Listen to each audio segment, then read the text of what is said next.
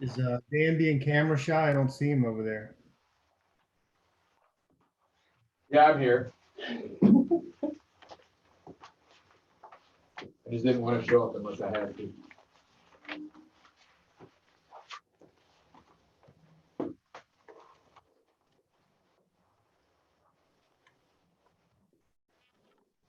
Wait, did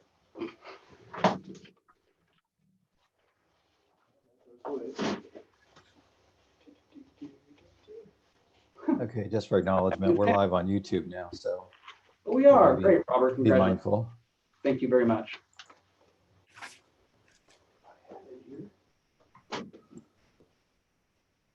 Hey, there's our fifth member.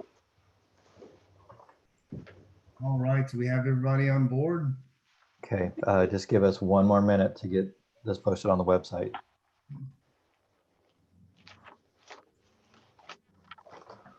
Here we have,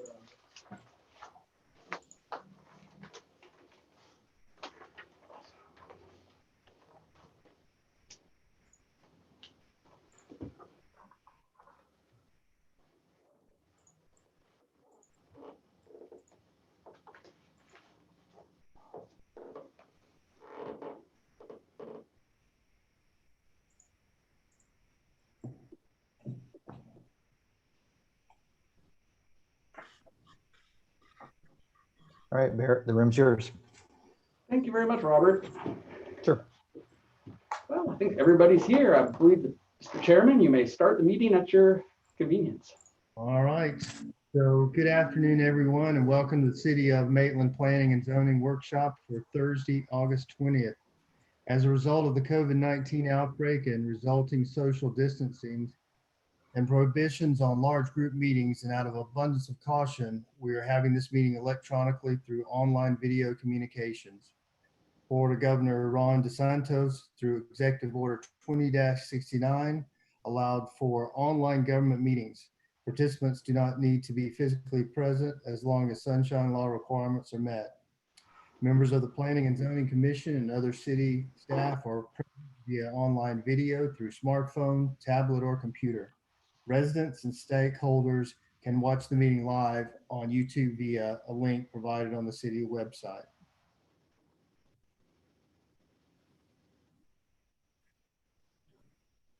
All right, so at this time, we will call the meeting to order. Can we get a roll call? Absolutely. Commissioner Jaffe, Here. Commissioner McIver, Here. Commissioner Lamb, Here. Vice Chair Bennett, Present. Chairman Holloway. Here. Full attendance. Well, the first item we have on the agenda is the approval of the minutes. We have the minutes from August 6, 2020. Do we have any comments on the minutes? I had one comment regarding the minutes. So we had some of the questions and comments that we came up, and I saw we got a response packet. Is there any way we can get at least those questions and comments appended to the minutes? We don't need the responses, but just some note of what was discussed. We can, Chairman. Generally, the format of a workshop minutes is really brief. It's just they discuss the topic, especially since no recommendation was being made at the workshop. It was just kind of discussion. We can if that's your preference, but that's not how it's generally done. Because we could, once we formalize those comments, you know, and have an up-down vote on them, absolutely. You know, it's kind of a work in progress. I've got this PDF with the sticky notes on it. I could definitely send that around. I don't know if we want to make that a part of the minutes, but I was thinking that actually might be wise. I Very could least a little, circulate that after the meeting. at very least a little paragraph that, you know, that's just stated what you stated, that you know, we collected questions and comments, and those would be, you know, put together in a future document, just so there's some note there that at least we did something. Duly noted. Yeah, I think that's a good suggestion. I think we can absolutely do that. that's the one thing for the notes. And then, I mean, from a working document perspective, I can circulate the PDF as well. Dan's looking at me sideways. No? I think I Well, think at least we just make that narrative statement of what we did, okay. and that the information will come out in a future form for a motion, but just so it's stated that there was some level of work in that. Yeah, definitely. Understood. Okay. So how do we sort of have a motion on that? Is that a motion with the suggested edits or adding a paragraph? I might suggest, if it's okay with you, just give me a chance to draft that, and then we could approve those minutes and then tonight's meeting minutes next time. And we can bring back both sets. All right. Okay with you? Is everybody okay with that? I'm good with that. Okay. All right. So with that, the next item is again continuation of the reviewing the documents for the workshop, land development code. I believe we left off at the last page was 3-27. Barrett, you sent out some information and I didn't get it in time that I could really review it. Do you want to at least give us an overview of what was in that packet? Yeah, I'd be happy to. In fact, I can even share the screen and pull the memo up. Oops. Can I make a note? I did not receive any. I got your email that said you were going to be sending something out, but I didn't get anything. Really? I'm sorry. Okay, well, I will resend that. I sent it this afternoon at around 2:40. But No, I haven't gotten it. very interesting. It was about, okay. Well, I'll let the record, I will send that again after the meeting. That's fine. And so sorry about that. And for anybody who's watching on YouTube or listening later, if you would like a copy of this document, please contact the Community Development Department. Robert, can you, I don't, you can make me the host again? Do I need to somehow, hold on, figure out how to make myself the host again so I can share a screen?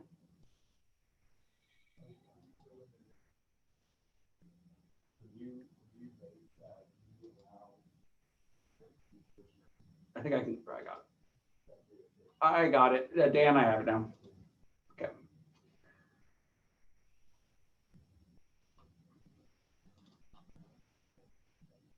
Do you have it now? Yes, I do. Okay, he's got it now.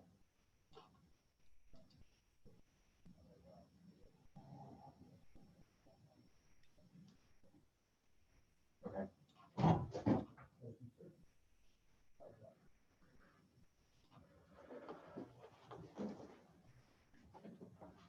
Okay, so this memo we wrote where we basically took, if you recall during our comments last time, some of the things we kind of flagged for additional research or to come back to and get more information. I want to mention, I know you haven't had time to completely digest this yet. We aren't making a formal recommendation yet. I don't want us to feel rushed. So let's go through and talk about all these. We'll get through as much as we can today. And, I want you guys to, I apologize that it sounds like some people didn't receive this. So we'll just make sure that you have plenty of time to go over it. But we'll just, for the purpose of discussion, we'll go over it right now. These were I went back through the PDF and looked at our comments, and the ones where the comments were basically asking for more research or analysis, and came up and tried to provide some of that. One of the questions was about the minimum lot width in the RSF1 district in the context of property fronting a lake or creek.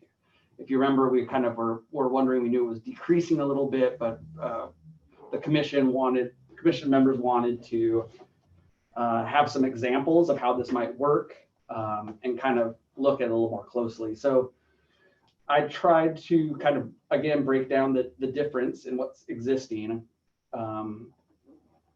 about how for lakefront properties, they also have to measure the minimum lot width along the street frontage and on the lake, and how it's changing. So in the existing code, those waterfront lots have to be 20 feet larger than the non-water frontage lots. And that we're changing that. We're proposing to change that in this draft. So essentially they would not have to be any larger. And this has the effect of basically reducing the minimum lot size for these waterfront lots by about 20 to 25% smaller frontages. That's what's proposed right now. I know if you recall, the discussion was maybe we should reduce that further. Maybe we should not have it, but so I kind of in the middle here did a couple examples. So right now you would need 250 feet of frontage to create 2 lots, to basically do a lot split in the RS1 zone. And the way the code is drafted now, a hypothetical existing waterfront lot that was 180 feet of frontage could be split into 2 lots. And that would of course need that frontage at the street and at the waterfront. So, and then finally we took a hypothetical lot with a 500 feet of frontage. Under the existing code right now, you could do 4 lots. Under the proposed new lot regulations, 5 lots would be allowed. I know this one in particular is kind of complicated, so I just kind of wanted to sort of flesh out some of the differences between the existing code and the current code when it comes to those lots. And that's true on all single family lots, except for ones where there are no, in the RS3 zone, there's no lots that have any waterfront frontage at all. So this provision isn't in that zone, but it's in all other single family and duplex districts. The next comment that we want to look at more closely was in the multifamily district, in some of the medium density ones, there would be an increase in the maximum height existing from 35 feet all the way up to 55 feet. And so the concern was that might create some potential problems. So what I went ahead, and the area that we're talking about that would be affected by this change is the area west of Park Lake. So we have here an outline of that area. It's currently townhomes and a couple condominium developments. There is one, this property is excluded. This is not would not have the multifamily zoning. And this vacant piece of property would. It's about 8.9 acres. So I kind of looked at it. This area is in the new neighborhood future land use designation. So the residential density is 10 dwelling units per acre. I didn't really reach a conclusion on this. I mean, it's just for you to kind of understand more, that would be the ramifications. This is all pretty much developed. When it is redeveloped, it could develop up to 10 units per acre.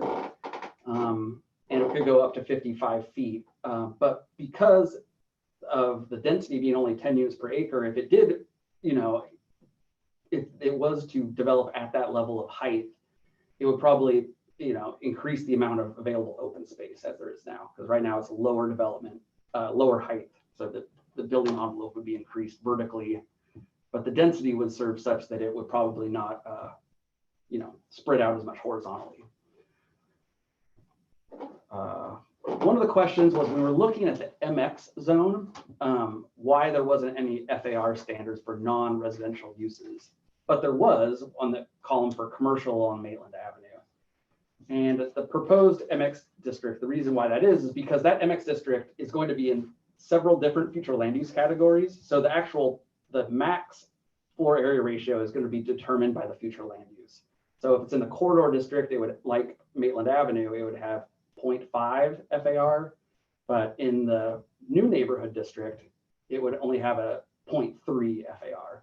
So my suggestion, if you are in favor of this, we can insert some language making that explicit in that section that basically states the future land use designation is going to cap the FAR allowed.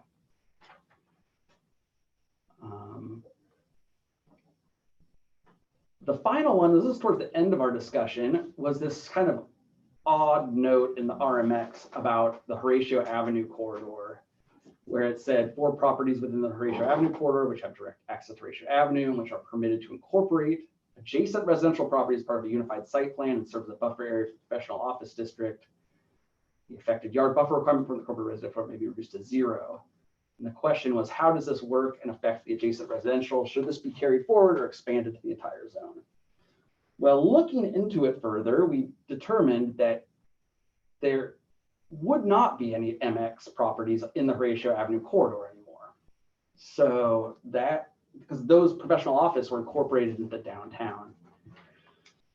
So we should definitely remove that it seems to me we should probably strike that clause. And then the question is kind of open of how to handle that. The intent of that was to provide a bit of a buffer between the traditional, a transition or a buffer between the existing residential and the office downtown uses, to say that, you know, adjacent or any bordering residential property would have to be used for, you know, stormwater, green space. So we might have to look at either incorporating that statement somehow into the downtown Maitland, or doing a map amendment and just simply allowing the neighborhood compatibility standards to basically serve that same function. I know we haven't covered the neighborhood compatibility standards yet, so I don't know that we necessarily can resolve this right tonight, but I did just kind of, that was the further research we were looking into it. Also in plan and zoning, when we looked at the downtown Maitland, we also wanted to really look at the future land use at some point of the boundaries there between traditional neighborhood and downtown. So that's kind of part of that overall discussion. Finally, we carried forward one P&Z comment from when we were reviewing downtown Maitland, and you want to revisit this at this time. So where I was looking back at some of those minutes, we started talking about right-of-way widths, and they wanted to revisit them in relationship to accommodating public frontage and looking at the streetscape standards.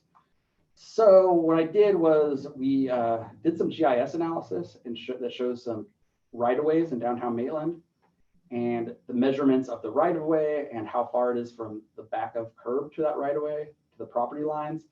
So obviously we don't need to look at this right now, but you will, if you don't already have it, you will have this in your email, so you can kind of review it. And those of you who are more quantitatively inclined are more than welcome to have a look at this and think about those street width standards, etc., for downtown. And that's all I have. Is there any questions about any of that?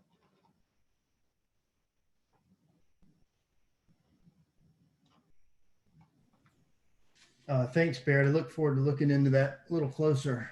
Certainly. There was one other, we had, I believe there was a comment. I guess we were looking at some of the things in the document, and I think there was a question posed of whether or not that was matching up with some of the previous comments. Was there anything looked into the history of that? I think we just had a brief discussion of that, and I think you guys were going to verify. We did. I looked at that and sent an email the following day, which discussed the comments. I went back and looked at the comments. In that email, I attached a strike-through underline of how the document changed from P&Z. Remember, you had the P&Z version of the document, and then we had several dozen comments that Clarion and staff revised based on those comments. So I was able to find, you know, what those two comments were, and then provided you with a strike-through underline version of that document, so you all could see the exact changes that were made between P&Z and council, based on your recommendations that both came from P&Z and also from staff. Did you already send that out, Barrett? Yeah, I sent that the Friday after the last workshop. So I didn't get that either. Yeah, I don't have that either. Did anybody get that?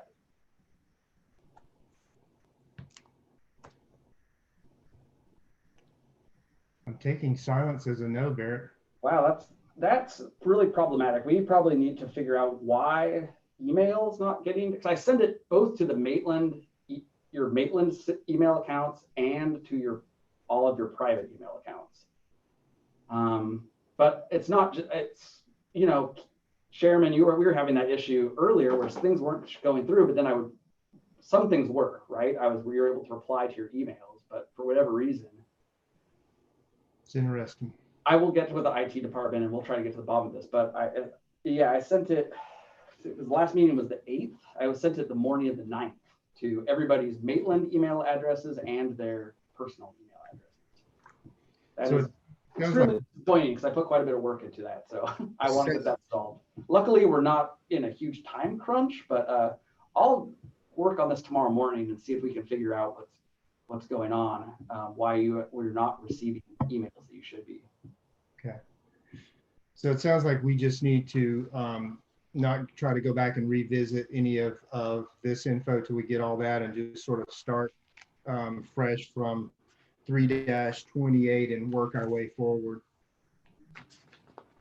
Yeah, that would be fine. The only other suggestion, since I wanted to get that to you early because it did have the strike through underline of all the downtown stuff. So the downtown topics, so material, so you would be able to see what had changed since the last time you reviewed it.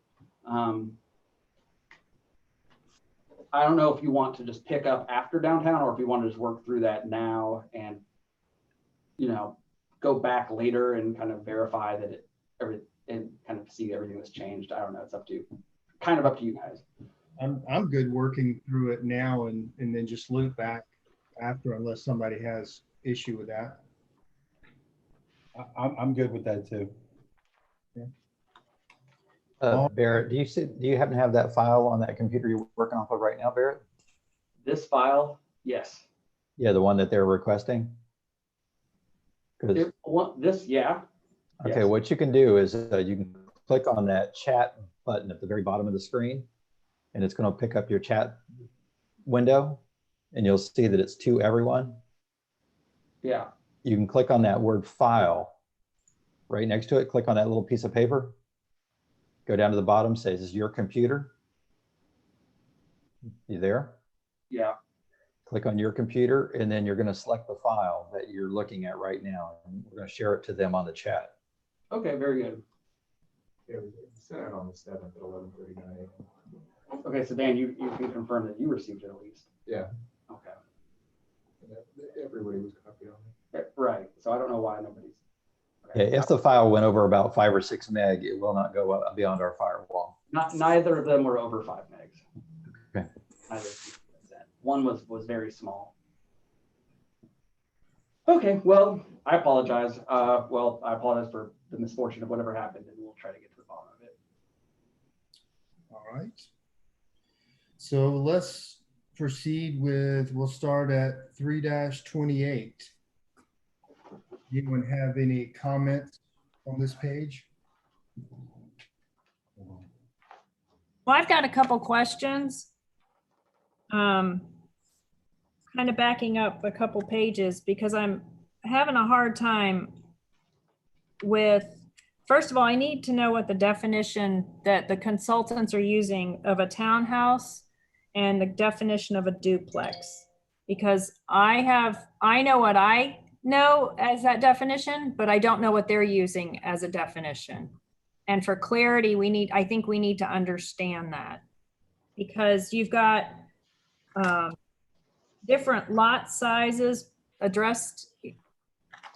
assigned to them on these standards, but what's the definition of a duplex and what's the definition of a townhome? And I'm looking at page 316, just so you all know.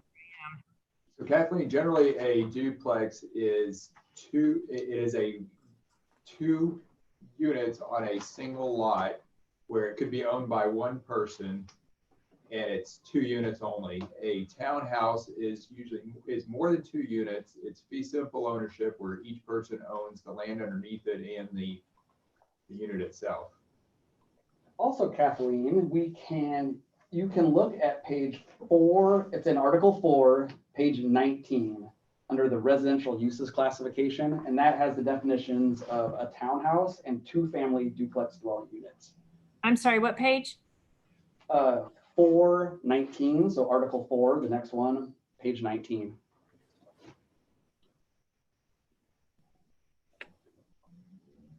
I was looking in the chapter 10 where all the definitions are, and that's that's the use definitions are in Article 4, and that's why you couldn't find them, because they do that. They do separate out the use definitions from the general definitions.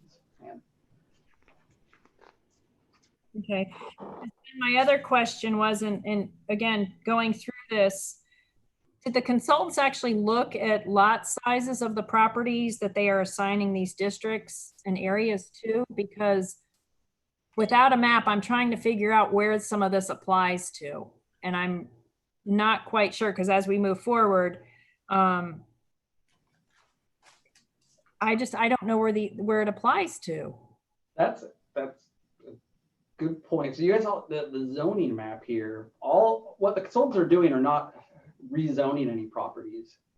Exactly. What they're doing is consolidating the existing zone districts into basically consolidated districts. So taking, for example, the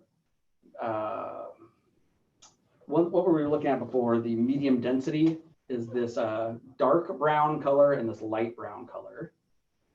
And they're consolidating that into the multifamily district. So you can, in the footnotes, it identifies what two districts are being consolidated into new districts. And then you would refer to the zoning map to find where those maps are. What Dan sent last time, oops, excuse me, sorry, that's not the right one. New one.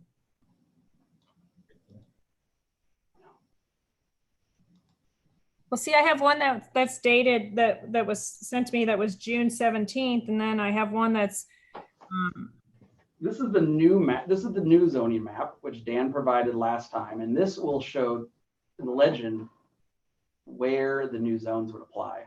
But again, this is not official. This is kind of it's a working document. right, and I understand that we're trying to grow with this, but I'm trying, I've got two different maps with two different legends and so with two different definitions on it as far as the zoning on the legend. And so trying to make sense of where we're applying this to is just, it's not making sense. Let me take a shot at that, Kathleen. The reason you have both maps is because at the last workshop, P&Z asked for the existing zoning map and the proposed one, how these new districts would relate. What we did is we took the existing zoning map and districts, we consolidated them into less districts. And so that's what the new proposed zoning map is. It's the consolidation and the simplification of our zoning map. Staff did take a lot of time in going through the zoning districts in the parcels that they sit on now to make sure that we're not creating any big non-conforming lots or anything like that. We actually made it more flexible, but we didn't zone anybody out of what is permitted now. All we did was consolidate the districts. And that's why you have two maps. You have the old one to reference, the existing one as a reference, and the proposed one just because there was questions of what does this zoning district means and where is that? So we kind of showed you what we're thinking with it. The reason why we haven't published this map is because we haven't done the level of quality control that we don't want everybody I guess fixating on this and what on a lot by lot is right now. This is very much a broad brushstroke. And we're not vouching for 100%, but for a general idea of where these zones would be going, we think it's pretty good.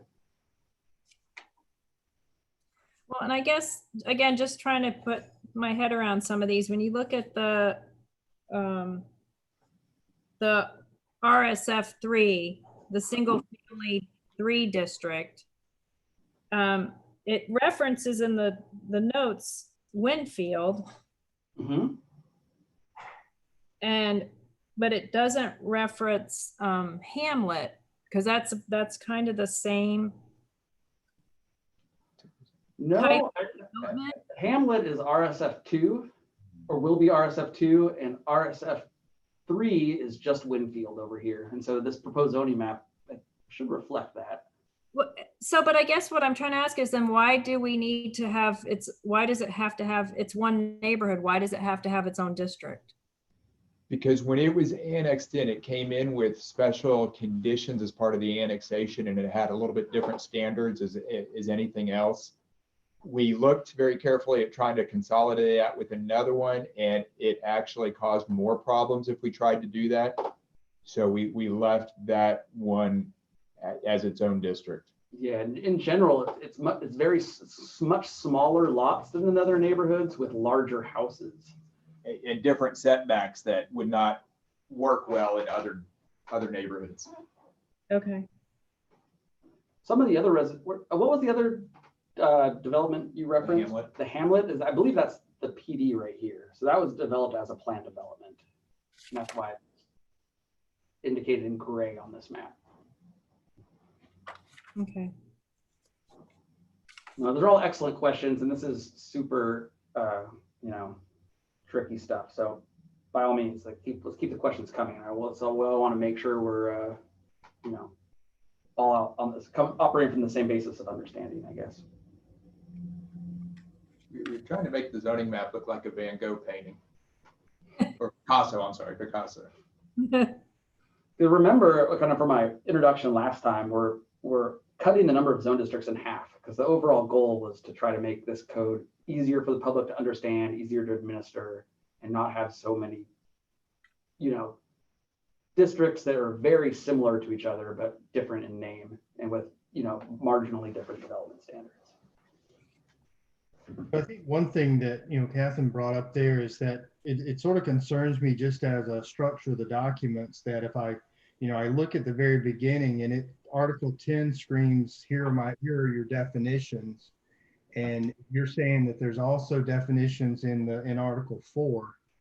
I think we would all miss that. If we're reading other articles, we're naturally going to jump to Article 10. Is that it's a classification. I mean, technically they call it a classification. So it's a use classification rather than a definition. When the whole document is put together, the definitions will all be consolidated. But what Article 4 is use specific standards. In order to develop those standards, they have to outline how some of them differ. So once it's all put together, module 1, 2, and 3, all the definitions will be consolidated. Okay. I'm going to put a note here. Dan said. So the other question I had then is I think I know the answer to this, but the sustainable development standards that's referenced a lot, is that coming to us in another module? Yes, that's in module 2, article 5. So staff just is reviewing that at this time. And I know this definitely points to the challenges of our job for everyone trying to review this article by article. We haven't seen the final document. So which is why there's no recommendation until the whole document's put together. So we will have will that be Article 2 or is that in Module 2? Module 2. They're going to be very similar, if not identical, to what the downtown sustainability standards were, with maybe some enhancements.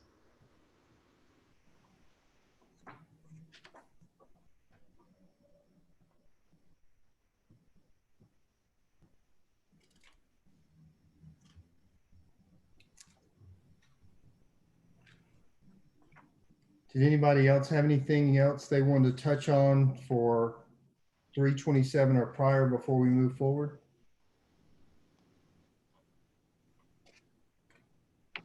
I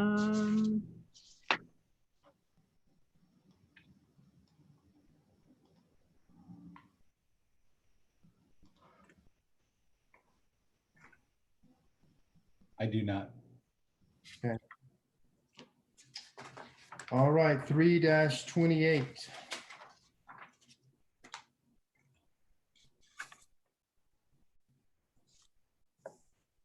Comments on 3-29. So I have a couple of comments. So 3-29, the graphic there, if we could increase the font just a bit on that's showing the examples of the sidewalks.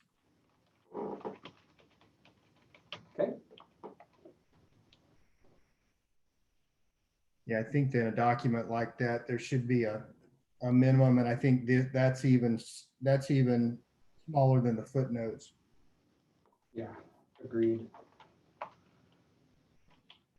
The other comment I have is at the bottom of the page, it's below that graphic in 1 point. So on this paragraph, it references the Public Works Director, and then on the next page of the item 2, it references the Community Development Director. Was that intent that they would be two different ones speaking to those articles? Yeah, we like sharing here in the city, so no one can blame one person completely. Yeah, there's different functions. Obviously, the Public Works has different functions than community development. So there's going to be some things where Public Works directors gets to make the call, some things where community development, some things where the Development Review Committee needs to make the call collectively, and some that has to go to P&Z and things like that. Is that because you're thinking that related to the sidewalks, it's more utility impacts? Yeah, because they've got the right of way there. They've got utilities underneath. They know what site triangles and separations more so than when it comes to the parkway width. That's more the touchy feely stuff that planners like to play with. Okay.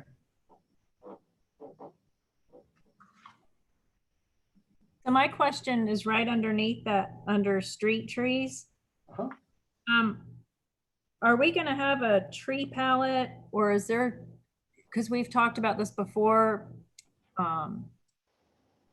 putting in oak trees and then they tear up the sidewalks and then they tear up the street and then they, what kind of, is there gonna be like a tree palette or something else other than just oak trees that can be planted, or have we gotten that far? Do we know?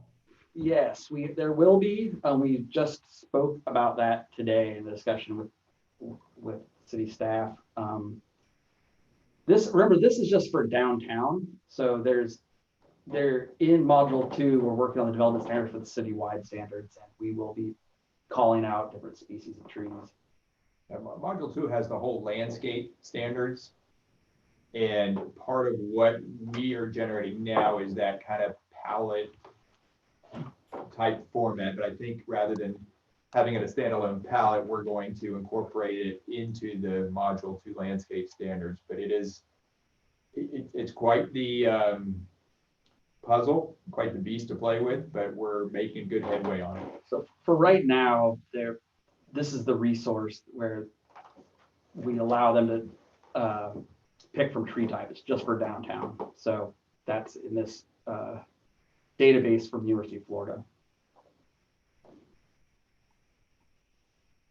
Right, I went into that and actually looked at it, and you had to know what kind of watering, you had to know what kind of, which way the sun was directed, you had to know if it had shade. There were so many choices of what then it would give you the tree. So that's why I was just wondering, how are we going to figure that out when it had, you had to answer 20 questions before it would give you a tree? We are going to provide guidance. We're going to take we've combed through the list, and we're going to take a Cheesecake Factory menu and bring it back down to a simpler menu that there's not so many overwhelming choices. Okay.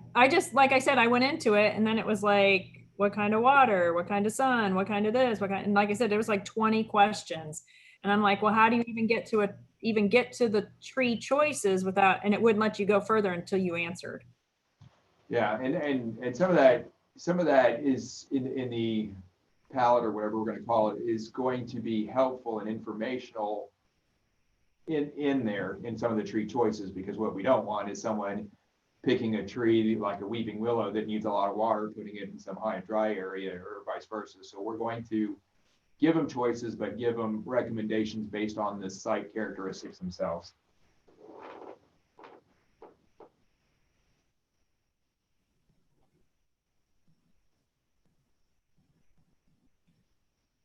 So I had another question at the bottom of 3-30, just understanding the communication in the footnotes. It's talks about some of these standards may be superseded by standards that will be drafted as part of module 2. So does that mean you're actually sort of just pulling paragraphs and verbiage into that, or will it be, we expect to see it in a different form? You're gonna see it in a little bit different form. What you see here is really street type standards as well as some ground cover standards. In module 2, you're gonna see the whole landscape guidelines for the entire city, which will incorporate the entire city. So it will be a lot more comprehensive. In other words, there are special landscape standards which apply only to downtown, but then there will also be standards that apply citywide that you'll be seeing in Article 5. So it sounds like you're going to have more graphics to support, to help out some of those things like Kathleen was running into, trying to figure some of this out. Yes, we do like graphics.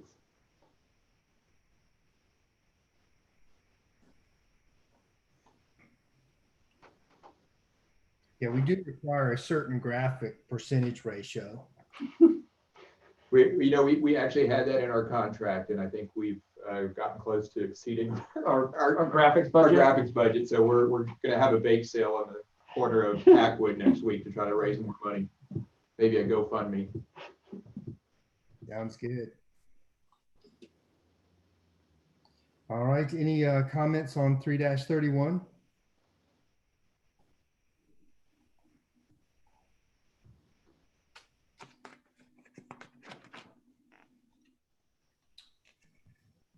All right, 3-32.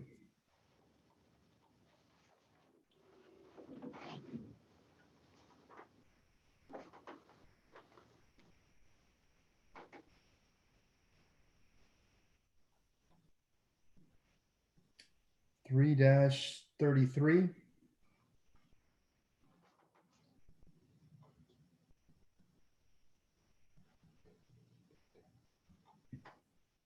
So on the patterns that the sidewalk patterns, are those we're just basically providing castings or at the request of the contractor or whoever's developing the property? Yeah, Public Works provides those, and they're basically a form that they can get and provides when they do pour the concrete. They can put those stamps on there. I have a comment on subsection A, the arcade and gallery. Should we add to number 2, arcades and galleries shall provide a minimum 12-foot vertical clearance? Or is that implied? No, that's a good comment.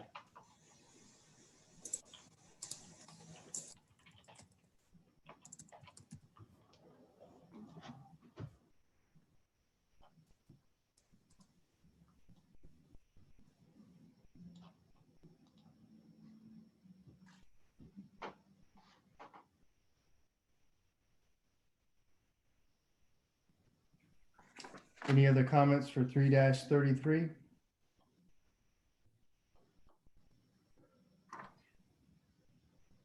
How about 3-34?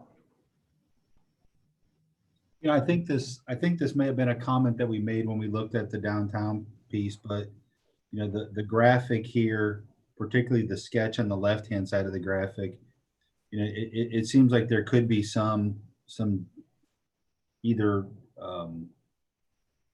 dimensions or labels of the dimensions that the text is referring to might provide some clarification. I agree with Matt. Yeah, third. Anybody get struck by lightning? Under awning and canopy, number 3, be made of fabric.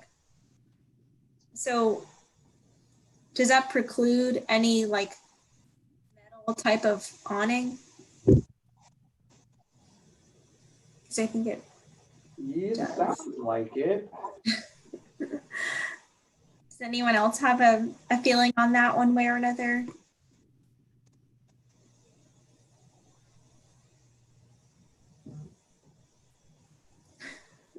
So what, Maybe, maybe not. what was the concern? I was trying to follow. So as it reads, it says that the awning or canopy shall be made of fabric.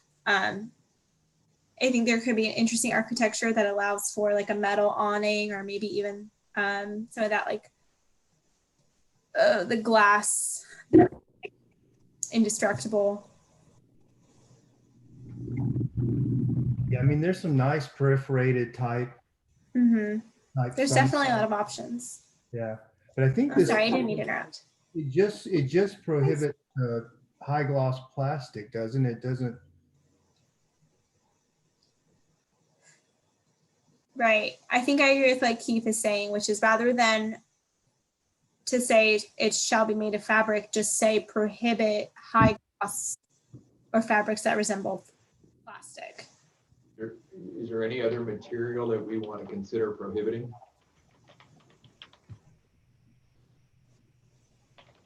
I agree with Jamie. I think you want to leave it open because there's, as you know, think about it for the next 50 years, there's things that haven't even been created yet that could be used for Yeah. a awning or canopy. And I think, you know, if you think about this as a 50-year document, there's stuff that we don't know could be used besides just a fabric. So I think I agree with that. Prohibit something that resembles a plastic, but you know, like she said, glass, metal. I mean, there's all sorts of things. Yeah, Yes. they have something now that's like a solar panel, basically, like a film. So really just take out be made of fabric in those parentheses, put a capital Mhm. each, and you probably get it. That would be my suggestion, yes. Is there anything else that we know we would want to prohibit? Like plastic. But you're saying that plastic might, in some circumstances, plastic might be acceptable. What I'm hearing. Yes. Okay. Okay.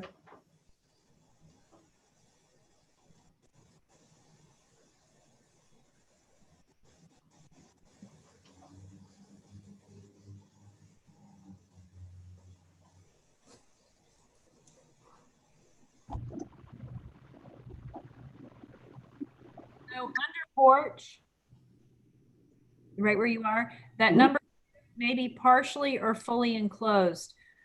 How is that going to work if it's, you know, like the graphic is more of a arcade? How can you close it off if that's one restaurant and then the other person has it open? I mean, how is that going to look and how would that work? Or am I not understanding that correctly? Here's an integral porch. I'm kind of imagining this could be screened off to create some sort of outdoor dining, but it's still screened. Projecting porches also might be screened, I suppose. Does that help? Maybe not. So I guess it's going to depend on the application as far as is it, you know, because since it's mixed use, is it a residence or is it a, you know, commercial or an office or whatnot? But then also, why should it only be allowed on the first floor versus a porch on the second floor too? Porches can be built on an upper floor. I'll look at number 2.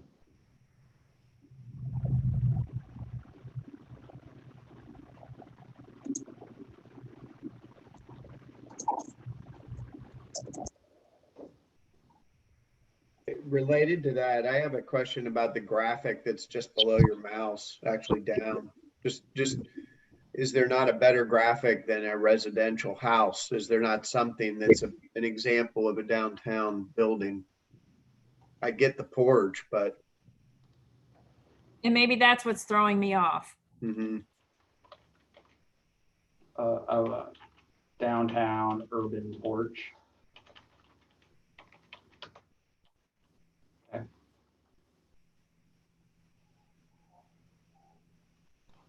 You mean like a Cracker Barrel?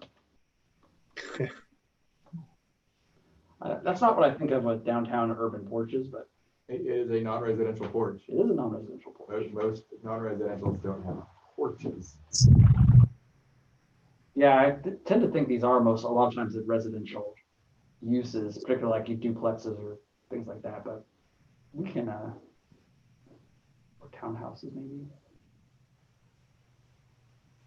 But yeah, we can definitely look for that, a more appropriate image, Just a disconnect from the topic. definitely.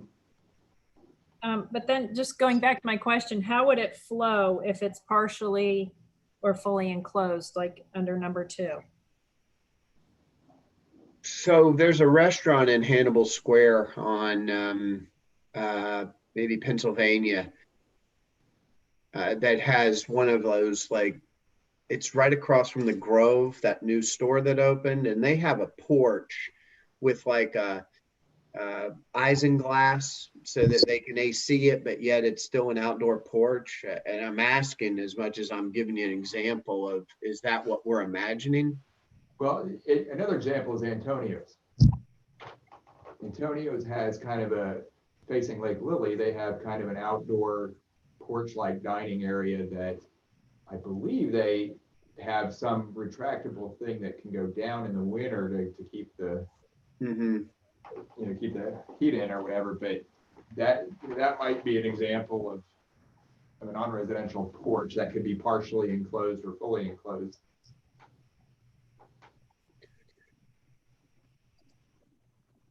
Well, I guess can it be fully enclosed permanently with, because then aren't you sort of defeating the idea of, Well, if you to your permanently point, enclose it, like completely seal it, then it's no longer really a porch. You can wall it in and everything.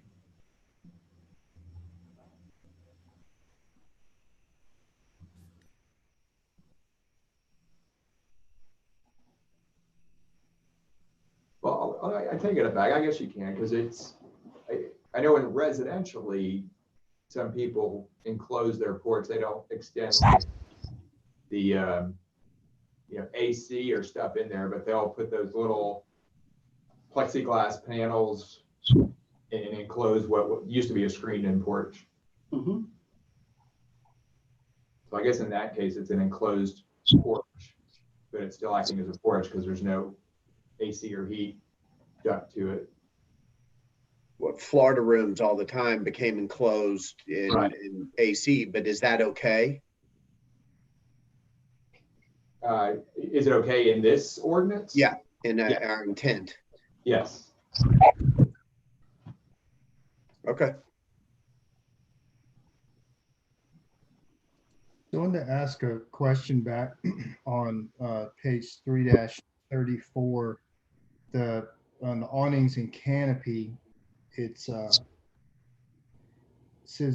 awnings and canopy shall not be backlit. Is that, what is the intent of that? Is it to try to avoid getting sort of a nightclub look to things, or just curious about that? I'm not positive we really discussed that.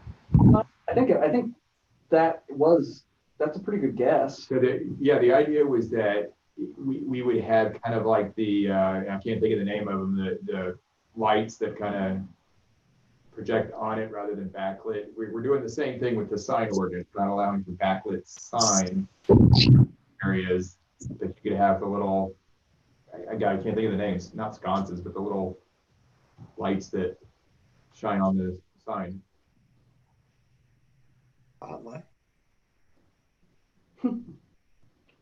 Okay.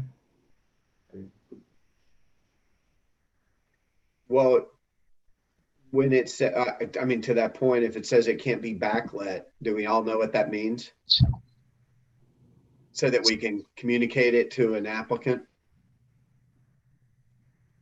Do we as in staff or P&Z?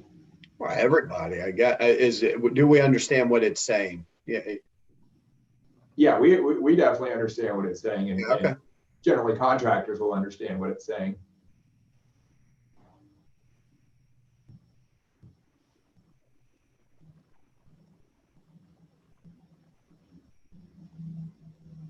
I had one other item that sort of connects across 3-34 and 3-35. So at the bottom of 3-34, it says maybe talking about porches, maybe projecting or integral. And then it's sort of awkward. It jumps over to page 3-35 under 5. I guess that's I. And it defines, it referenced the figures for projecting and integral. Is that orphaned away from this other, or it's like we start talking about piles or piers or of a porch, lattice, similar material concealed, and then it says see figure. Oh, yeah, you're right. That is odd, huh? Yeah, I just make a note that I mean, it looks like they orphaned the graphics from the. You're right. Okay, yeah, or that belongs, so it belongs to number, was it number I3?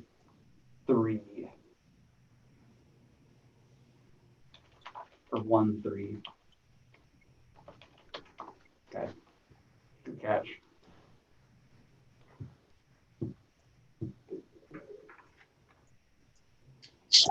That doesn't have to do with piles and piers. What?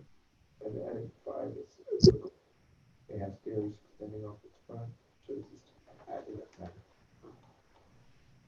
Yeah, just maybe it just goes all the way around under I here. But okay. 3-36. Same comment on the image as the page before.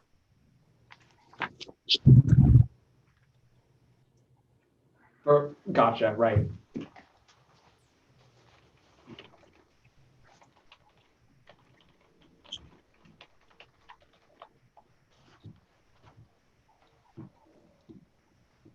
Three dash 37, or I'm sorry, 3-337.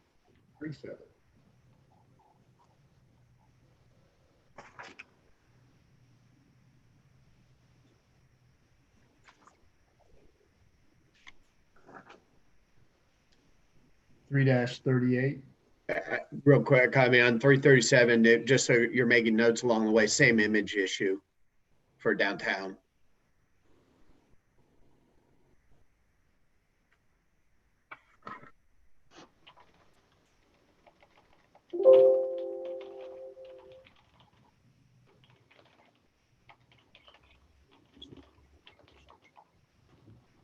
Three dash 38.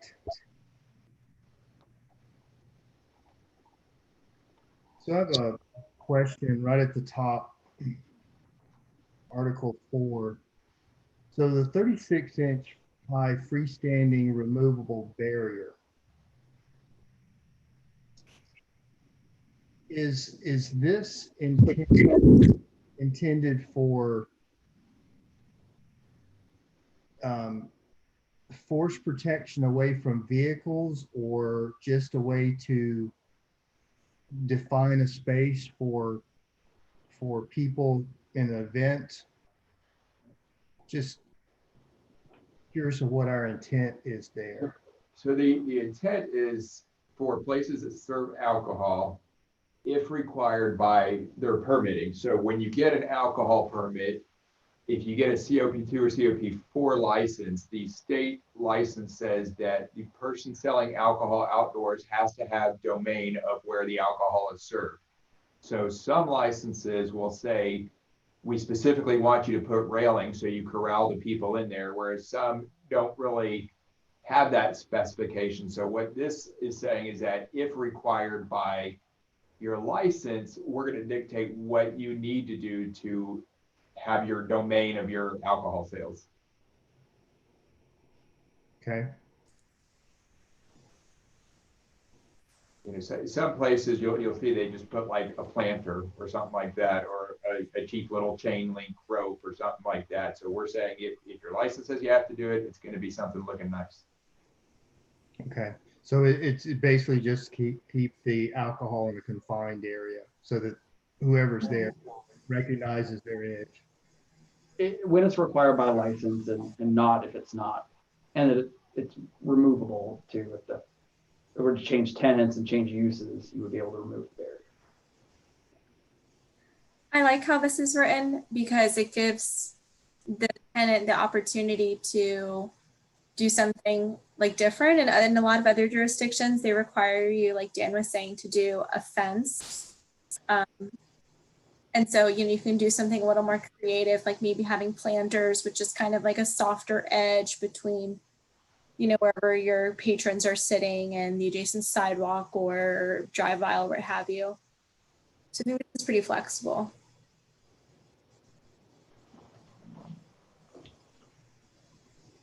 The other comment I have is that on the item 6, it says agreement approved by the DRC.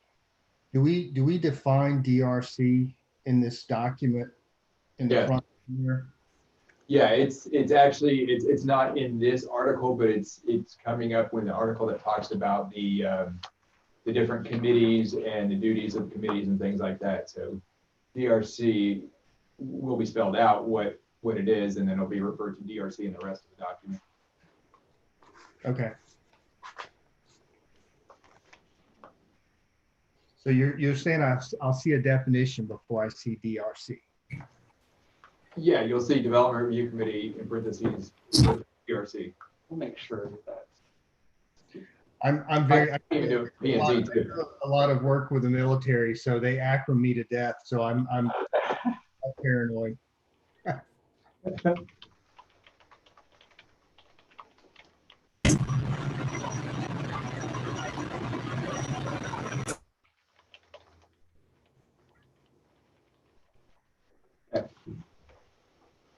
How about 3-39?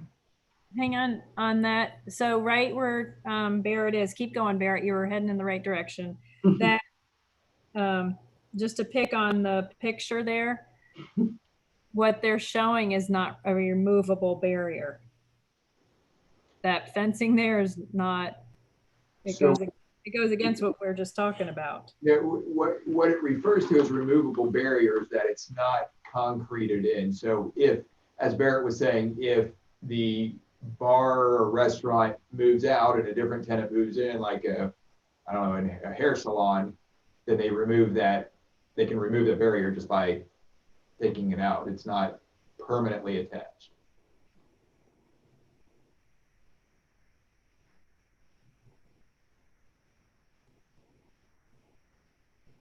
I mean, I disagree because it's a fence and they usually screw it into the wall and usually put concrete in the ground to hold it, but okay.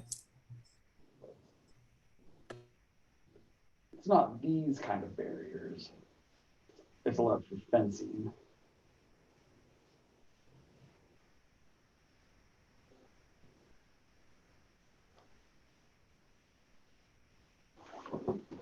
How about we ensure that this is the allowable outdoor dining barrier, partition, fence? Okay.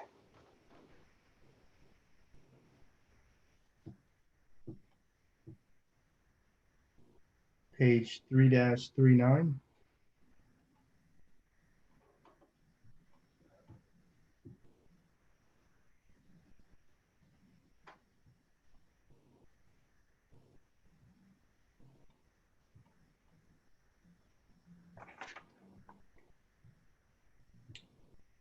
How about 3-40?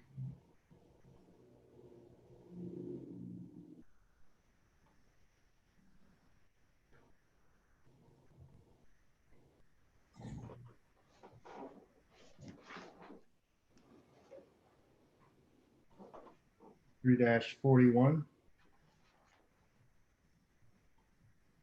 Under, sorry, Keith, under 340, under the 5A, the shared access and circulation systems are required in order to minimize curb cuts.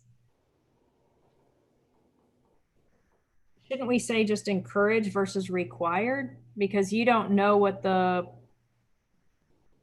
plan is going to look like, and we don't know how it's going to affect the traffic circulation. If you're required, I'm glad you pointed that out, because you're absolutely right. And the perfect example behind Francesco's, they could not get Walgreens owner to agree, and so they were unable to get that circulation. so I'm just saying change required to encouraged. So let me ask you something, because oftentimes encouraged means I don't have to do it. We could say that it's, one of the options is we could say it's required unless the applicant, unless there's some evidence such as a topography or environmental or something that would prohibit the cross connection. And that's something that's commonly used in jurisdictions, is they require it, but there gives them an out in certain circumstances.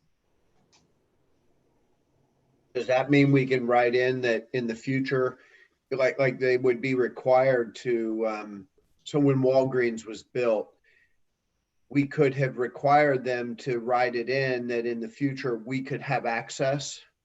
Correct. And because we didn't have it in our code at the time, that's why if you were at Francesco's and you wanted to go to Walgreens, you'd have to get back onto 1792 to go 30 feet down the road. So it's not only is it a safety hazard issue, it also bottlenecks traffic. And so cross access, especially for non-residential sites, are a really good traffic management tool, as well as just a safety, all-around safety tool.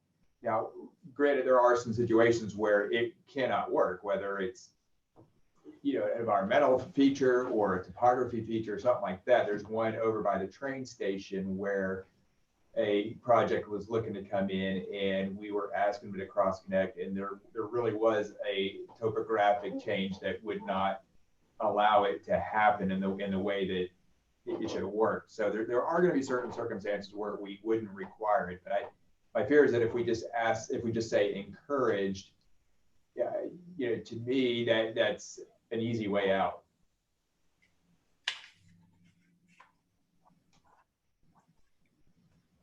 Maybe we could find another word that would work better. Maybe could you say where existing conditions allow? Yeah, and actually, I think in the later module, we do talk about it, and we have some language in there that I think covers it, because I think in that one we require, but we give the out, and I don't know the exact language, but we can look that up and see if that works for this as well.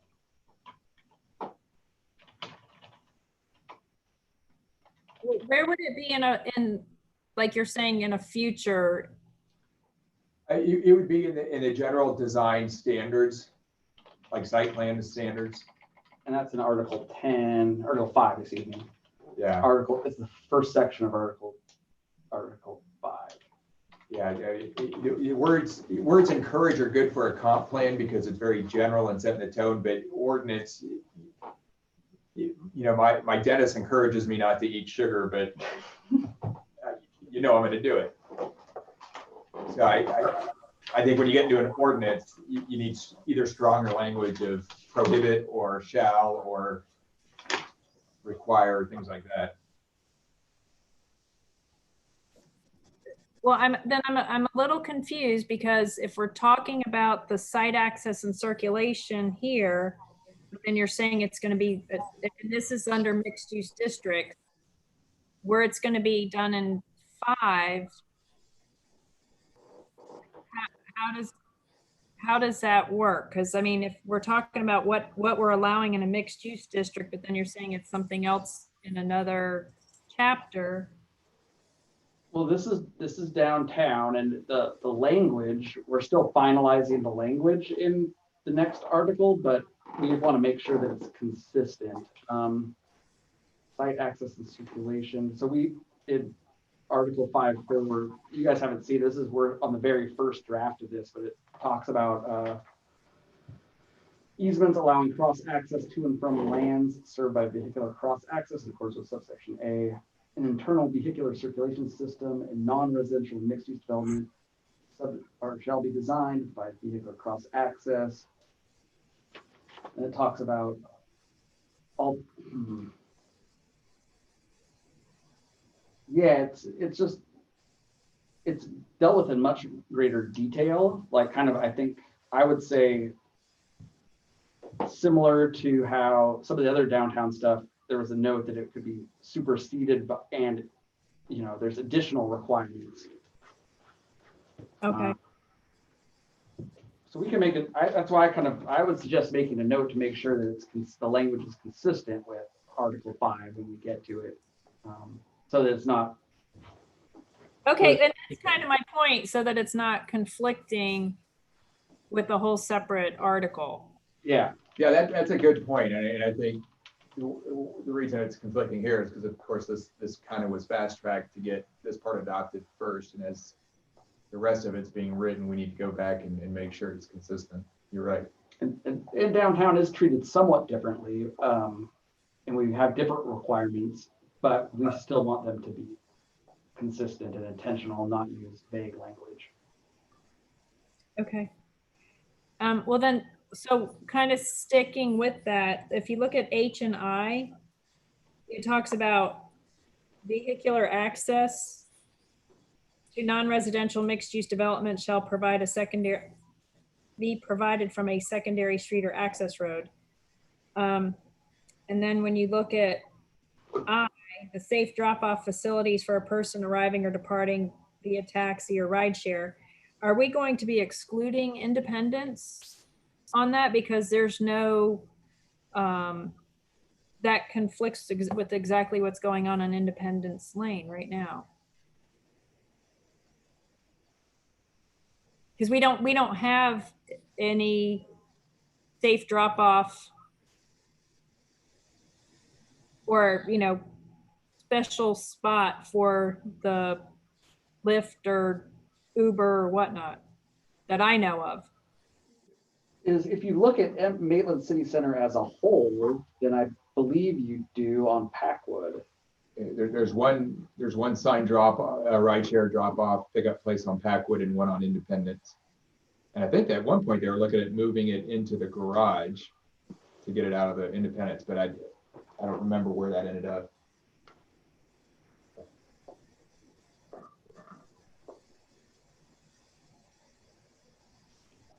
Well, no, because the other day there was a moving truck outside and it like blocked the entire Independence Lane and you couldn't even go down the street. Yeah, I mean, it's obviously not ideal and not what they should have done. There may have been no other place to pull over for them at the time. And I know that truck couldn't have fit in the garage. Correct. But but it blocked the entire street. You could not go down the street. You had to literally turn around. Now, granted, they did a bad parking job, but I'm just saying that there was no other access to that. Those restaurants are building because you couldn't get to them because that moving truck was the way it was parked on Independence. And like I said, I just happened to be going by and it was like, oh boy, that's not good. Yeah, but that's true. I'm not sure what else could be done in that case or what we could put into code. And that's kind of a bit of a. They do have several loading areas that they designated to that site, and it's just that's more of a traffic enforcement thing where that you probably shouldn't just let a moving truck just park in the middle of the street. So. I don't know if that's a satisfactory answer, but we'd be open. I mean, I don't know what we could put into code because there are loading areas required and MCC does have loading areas. It's more, I believe, of an enforcement issue. But Dan, I think, Dan, are you? Yeah, I'm cutting out. You guys keep up the good work. There's a lot of great comments coming at it so far. Barrett has said that he will stay here till midnight if you guys want to. And I think he already ordered a pizza, so. For Well, each of us? It's nice that we're not under so much of a time crunch, so we don't have to stay till midnight. I'm volunteering him to stay till midnight. Well, where's Dan going? What's that all about? Come on. On the record, I'm going to go study the land development code, module 2, and I need full concentration. Dan has a wellness activity, which he is going to. That I'm not, that my doctor encourages me not to do. Oh. Right, so not on public record. Definitely not sports. No. Okay. No. All right, bye, Dan. Thanks. Thanks, Dan. Thanks. Hey, Barrett, before you leave that page, Mhm. One more comment. We refer to links on this page, I think, and should we be more generic than that? If you go up, should we talk about public transportation instead of calling it links? Because we've talked about a little commuter line that also would run around between us and Altamont. Sure. Yeah, good point. So, I mean, I think we do want to specify links, maybe say, or other Public transport, yeah. public transit. Sure, good call. That's a good comment because, things change. I don't think it's been links for 50 years, the entire 50 years, so. Yeah, good point. I had one on the shared access. So this doesn't specify whether it's pedestrian or vehicular, because you could interpret it as you just have to provide a sidewalk between sites.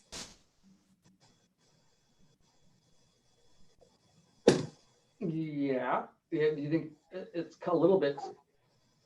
Curb cuts usually refer to vehicular, but it doesn't hurt to. Well, that's just one item. Minimize curb cuts, provide direct access, and improve something else.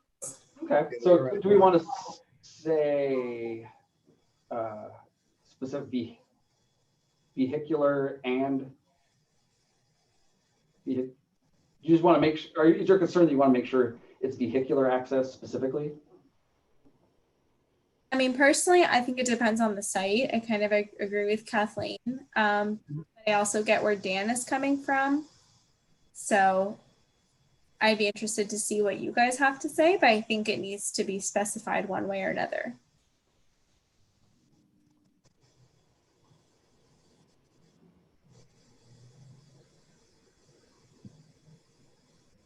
Do you think in conjunction with B helps to clarify that?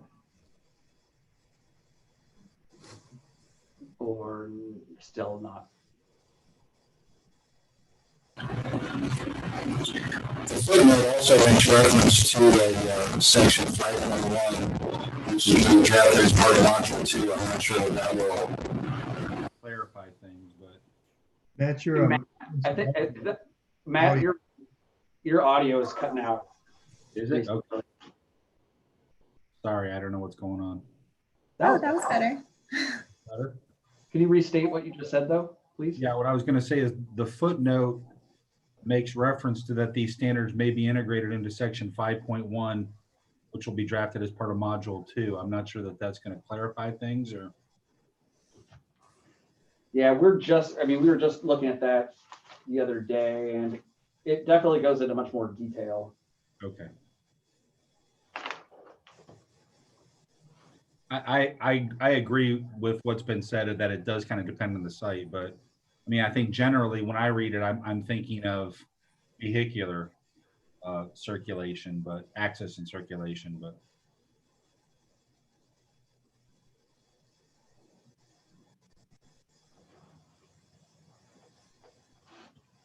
I'm all ears for specific suggestions.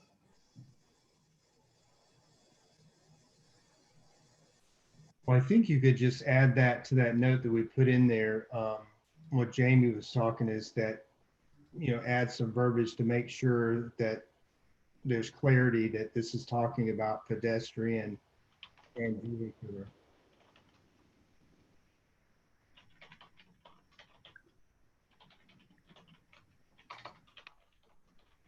Okay. Does that take care of it, Jamie? I think so. Yeah. All right.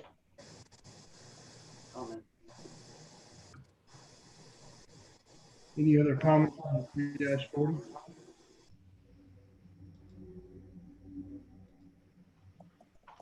How about 3-41?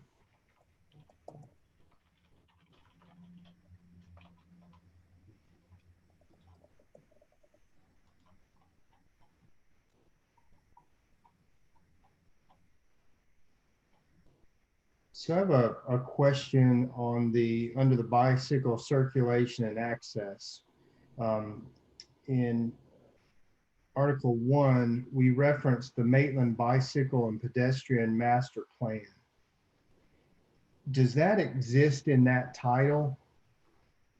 I was trying to locate that or Google it and I could not find it. We do. That does exist. That was adopted last year, 2019. And I would be happy to provide you with a copy, but we have that in our office. Okay. I just wanted to make sure it was by that name specifically because I couldn't, I remember I know we had the document. I couldn't, just wanted us to make sure it was, that's the name of the document. And Maitland Bicycle Pedestrian Master Plan. Yeah. And when we reference documents like that, is there a published date or something in a document like this that we should have some more specifics? Yeah, I wonder because if it's updated every 4 years, we wouldn't want to have to go in and revise the code. We could do some sort of language like attach a year and say or latest edition or something like that. Yeah, just giving somebody, I know when I reference publication, there's more than just a name. Yeah. Just to give some kind of specific definition. And since it's required right there on the first line, required to provide connections to the city bicycle and pedestrian pass system identified, since we're requiring it, we need to make sure they have access to it. Correct. And that, yeah. And if that's a good point because like you said, taking a really long view, that could be superseded at some point with a different bike ped master plan. It might have a different name. And so we'll pass that comment along and see if we can come up with a solution. Okay. But I'm 95% certain that is the exact name, but we will double check it.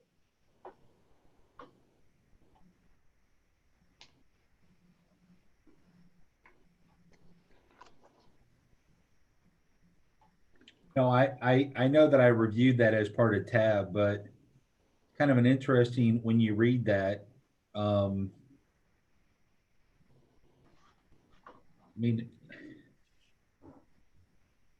do we have a sense of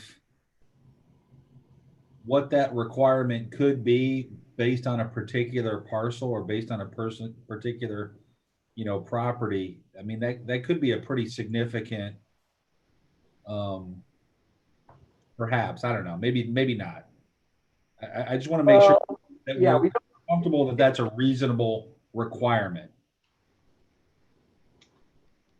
I'm going to add a sticky note to also that's going to carry that. Make sure it's consistent with the language in 5.1 because I know we do talk about this for the whole city as well. I hate to feel like we're just punting this down the road, but It's an iterative process. Yeah, Article 5. Because I distinctly remember having this discussion with the Public Works Department and making sure that we covered that. Okay. So I think, and I know we did that in the context of 5.1, and if we change something in 5.1, we also want to make sure it's carried forward to this portion as well, to specifically cover downtown. Downtown, of course, it's probably more likely that they will be close to something in the bike ped master plan than, for example, somewhere else in the city, but still good to make sure that language is consistent. To make sure that if they don't have to do half a mile of trail to connect, right? Yeah. That would be pretty Yeah, unreasonable. I don't think it is. I didn't really think about it until I read it just now, but We did have that discussion because you're right. We don't want to be realistic and not make a development connect to something, add on a ridiculous amount of trail that would not be realistic for them to do.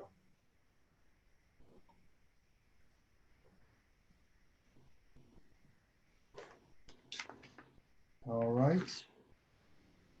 Page 3-42.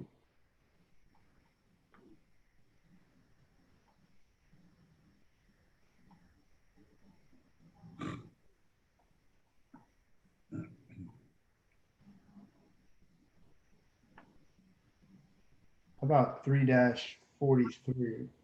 Hang on, up at the very top, can we just fix grammatically the lots on 8, right there under parking lot? It says parking lots and there's either half of, yes, thank you. Yep, parenthetical, stray parenthetical.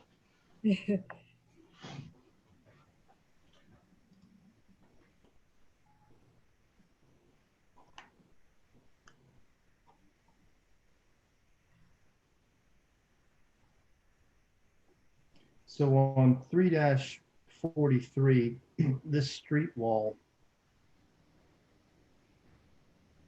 is this street wall beyond what we're describing for decoration is it meant to stop vehicular traffic? I mean, should it have some kind of force requirement on it, or is that not the intent of this street wall? I think it's for screening more so than to provide a physical barrier, but I defer to your thoughts. I think that was more of the intent, was to provide a perimeter screening. yeah, I think it, I mean, if you go to the top, it says in order to minimize direct views of parked vehicles, right? I don't think we want to, I personally don't think that this is a safety requirement. So I think that's where it gets to the minimum of 3 feet is for blocking headlights. I think as long as we're going to have, as long as there's wheel curbs and I guess that would be required in that type of parking lot. But I'm not sure.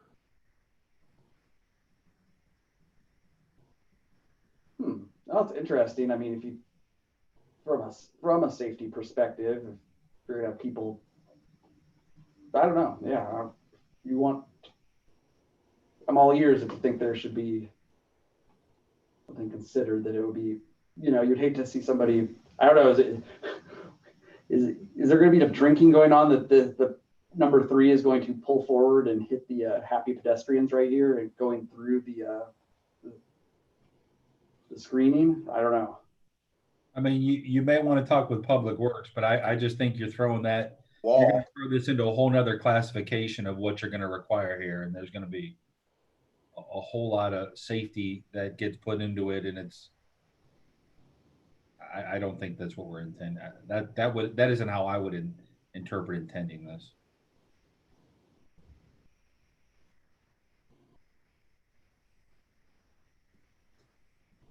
They have them in Baldwin Park and it's designed to block the headlights from what became townhomes across the street. And I think they are useful that way. Right.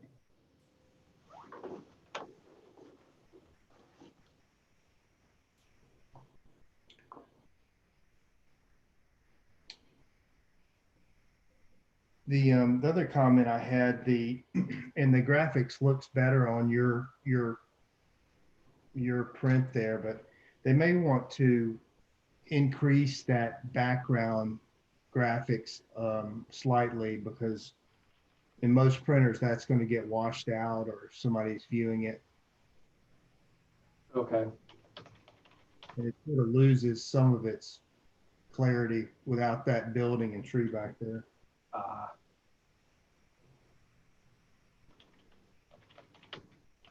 Am I using the right words there? My vocabulary is slipping. Increase background clarity of graphic. Does that capture it? Yeah, I think just make sure they understand that it's in, probably depending on who's doing what with it, it looks a little washed out. I think they could just take it up, a slight grade. So maybe do a print test on it. Okay. It's a nice graphic. It's just, at least on my printer, it washed out. Okay. I had a question going back to the landscape islands for the parking lots. Okay. Because of the requirement, is that going to count towards the open space of what the what that percentage is going to be? Ooh. Good question. I don't think so. I think it has to be usable open space. I don't think the little islands count. They count towards the permeable calculation, but I don't think they count as open space. Yeah, check on that. I remember we had this in one of the PNC meetings a while back. This same issue came up for debate. Okay.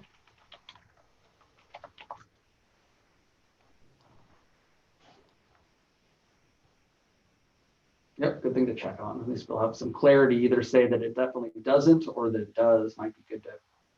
Yeah, because I think that was one of the questions we were going over, is that do you force a parking lot to have these different little islands that they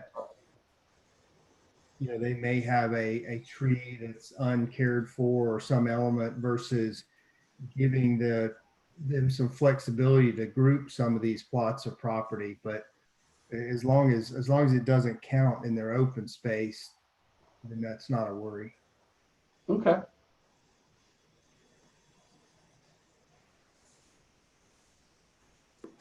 Yeah, again, this discussion is going to come up again in module 2 in section 5.3, and we're would really like your input when it comes there about we're trying to think of really creative ways to kind of encourage creative parking lot design.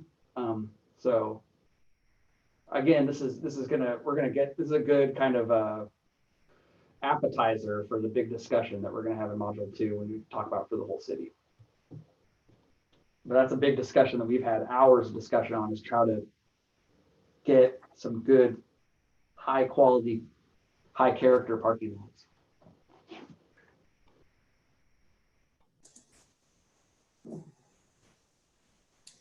Well, I think parking lots are one that we need to figure out how to be setting our standards and our criteria to be flexible to respond to, what may be a more and more reducing need for parking, or it's in a different form. Yeah, definitely. As we see, we're reducing the parking requirements considerably in downtown, or we did when we adopted the downtown standards. And so I definitely tend to agree. The people are going to find with the existing conditions, there's going to be less required parking than oftentimes when the property was originally developed.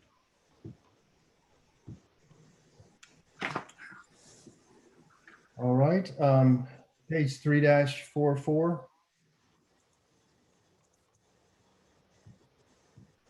So Barrett, if you could make a note on the image on 3-44, it's become orphaned away from, I think it connects to the image on 3-43, and I think it needs to stay with that one, because a lot of the definitions, the 1, 2, 3,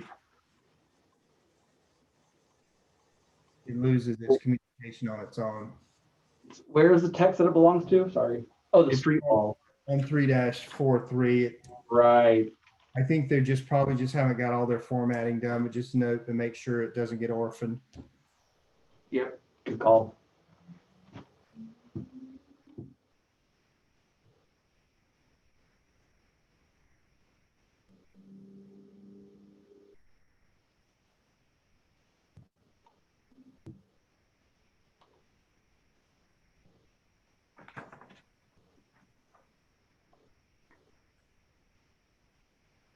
How about 3-45? I guess, Keith, on that page on 3.44 also, the landscaping item 2, where it's talking about the ground cover hedges or shrubs shall be installed on both sides of the wall, and on the inside of the wall, trees shall be planted as outlined in the table above. But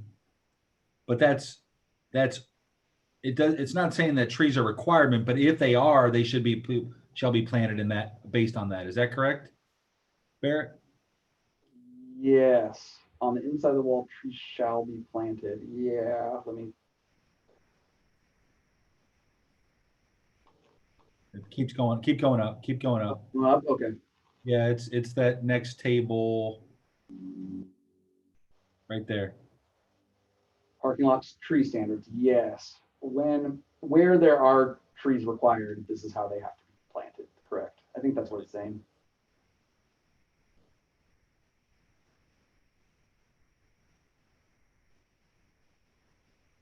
So it's definitely saying that ground cover hedges or shrubs are required, but if trees are included, then they shall be planted in per that. Yes, because there's only it depends on the dimensions of the parking lot, I guess, whether trees are going to be required.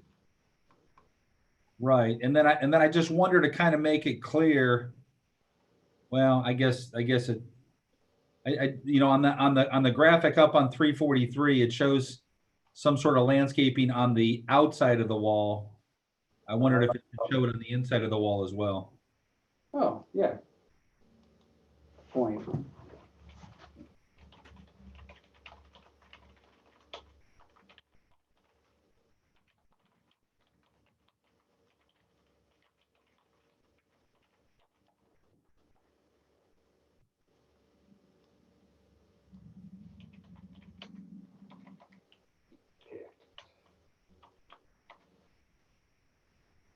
Okay.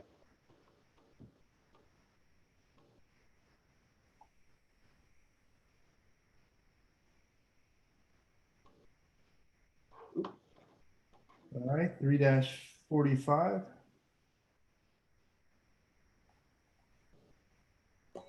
I have a question or a comment about the multifamily townhome apartments and condominiums.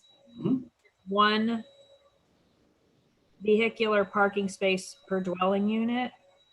I totally don't think that's enough, because if you've got multiple bedrooms and you've got roommates, which I tend to see a lot, I'm seeing a lot more of that. You're going to end up with 2 cars, but you have 1 parking space. And I kind of struggle with that because I don't think we have enough parking. And I get it that this is downtown, but I also know that with Maitland City Center, don't we have an issue with not enough parking spaces already there? My impression is not. I think that people sometimes don't realize that there's lower levels of the parking garage, but I've never seen that lower level parking garage full. They have enough parking, they just don't always use the garage. They park on Independence. Correct. And I know they did put some signs on Independence to limit the number of hours, but I don't know exactly whether they have parking problems there. But I don't think so. I've never seen the parking lot full. But this was kind of the overall idea, was to reduce parking requirements, especially in downtown, because people, it would help reduce the cost of the development. That would help reduce utilize the land more efficiently. I understand that, but if you've like I said, if you've got a 3-bedroom apartment and you have 3 roommates, or there's 3 people with cars there, where are they going to park? Well, this is just the minimum number, and to remember, so we're not saying that that the market can't dictate that they're going to provide more, but what if they go over the minimum, what they have to do for residential uses is that the maximum is 1.2 times the minimum. For non-residential uses or mixed use, they can exceed the maximum, but they just have to excess parking, if all spaces in excess of the maximum are made available for use by the general public. So these are just the minimums, and we are, the best practices for urban planning is kind of more to let the market dictate it in downtown. Because I was going to add, they can't provide more. no one would ever build 3-bedroom apartments, but only put 1 parking space in. They could never lease those apartments without offering the space. But that's not what it says. And when we just talked about requiring people to, they have to do their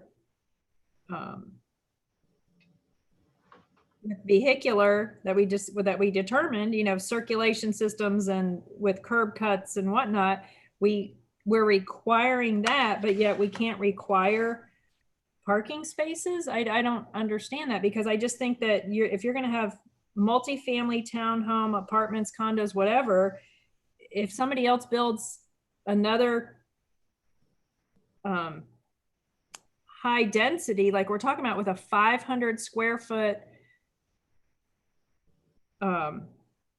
apartment, okay, that works. But then if you start to do, 2 and 3 bedrooms, that may not work.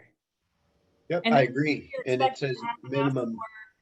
That's where I think you get challenged with the word require, encourage, minimum. I mean, do you do it? I just don't think that's enough. Is it 1 per bedroom?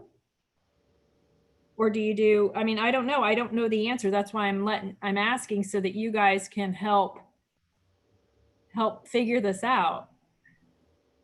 Well, because oftentimes too, you have in multifamily, a 3-bedroom could be 1 adult and 2 kids.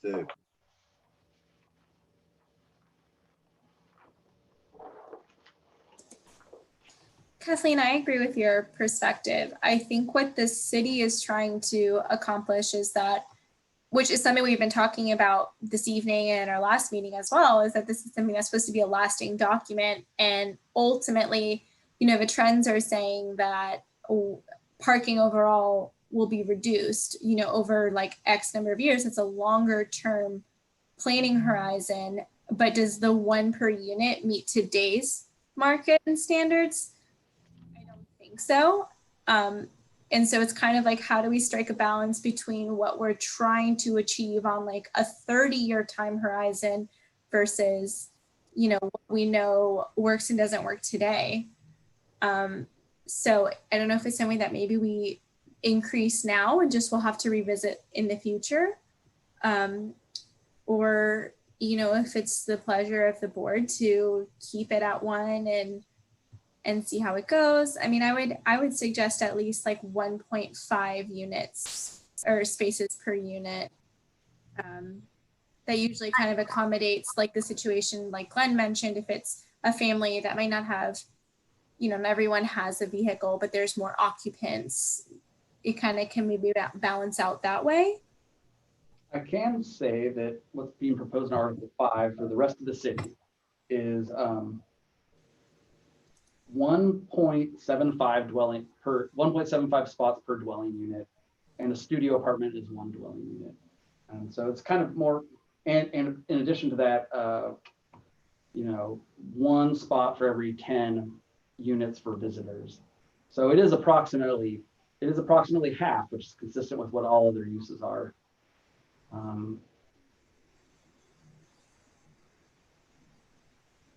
So Barry, consistent with the overall strategy of requiring half as much parking in downtown, knowing that the type of residents are often going to be not have cars, often use Sunrail, use bikes, be a 1-car household, or a 0-car household in some cases.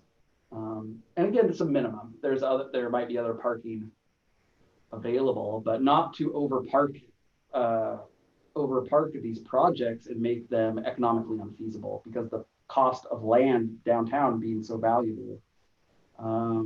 Really trying to make the housing more attainable and not, in some cities, they're actually doing away with parking minimums altogether in downtown. And I don't think we were ready to propose that radical of a step because we don't really have the robust public transit and alternative mobility strategies in place. But you really want to try and get in that direction. It's a bit of a chicken and the egg. You won't get the density that you want to support public transportation unless you relax some of these parking restrictions. So staff and our consultants, we firmly believe in these numbers.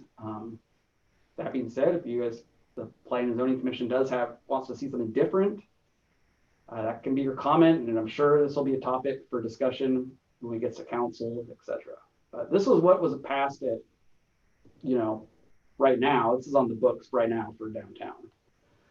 Well, and I think, you mentioned it, Bear, right now, the developer, he's not going to get, he's not going to be able to come in there and do one per dwelling unit probably today because that's not the world yet.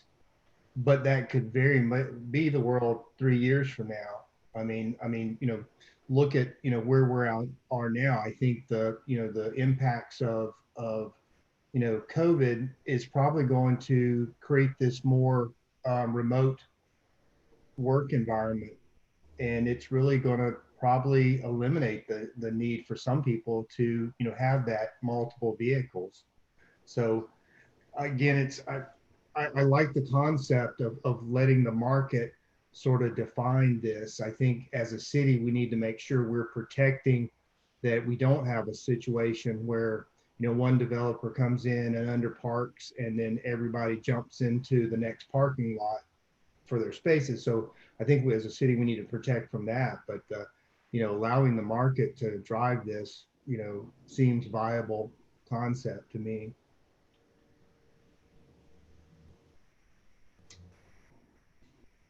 I know there's a lot of areas right now are looking at these big parking structures they have, and there's just it's not easy to repurpose those type buildings. I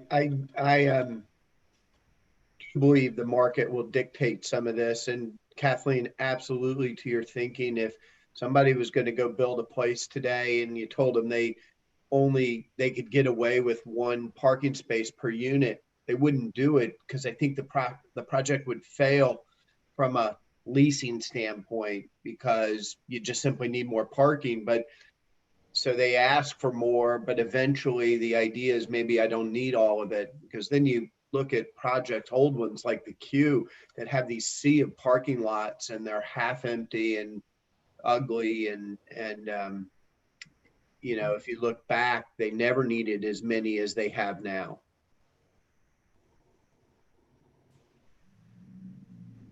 No, I get it.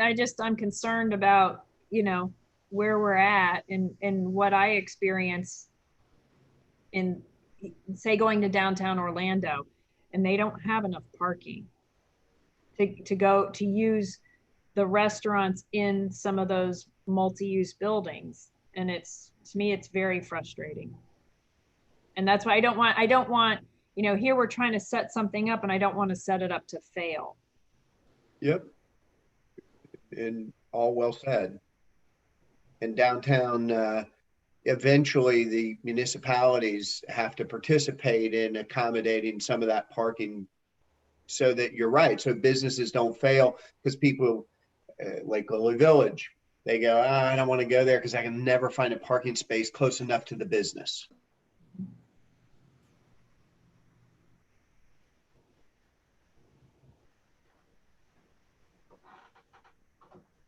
Personally, I'm okay though at one per dwelling unit, and maybe it needs to be revisited at some point. But Barrett, I appreciate that you guys have said you've thought through this, and I assume they've looked at it in a lot of other downtowns, and that becomes that was not a number we pulled out of the sky. Yeah, it's a cultural shift too that goes on when people get used to parking garages and the expectation of being able to park in your downtown area and what they're coming to. But yeah, we're trying to train the behavior that we want of people, carpooling, taking eventually getting away from this automobile dependent downtown. And the more pedestrian activity you have downtown, the safer it becomes for everybody. Which right now it's not terribly safe, but we'd like to get that way in the future. And part of that is by encouraging more pedestrian activity. So how does that relate then to the maximum requirements? Because if I'm reading this correctly, it's saying the maximum is 1.2 in the item below. You can exceed, but as long as you make it use for the general public. So that's what I thought was particularly clever, is that if somebody comes in and wants to provide a lot of parking, we're allowing them to do it, but they just have to make it open to the general public. So we think that's really going to help in that transitional time. Yeah. Okay. Right. In item C below, that's right.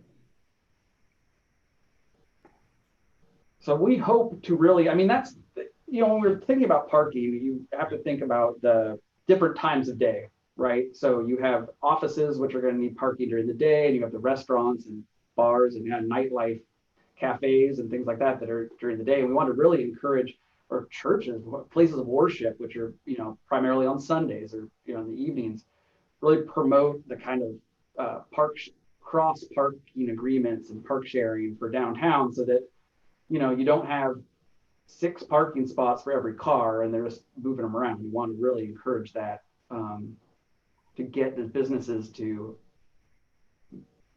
share parking, for lack of a better term. And if they all have their own that sits empty in the nighttime or during the daytime or vice versa, it's not in the best interest of the whole city, really from an economic development standpoint, and just getting the maximum, value out of your land.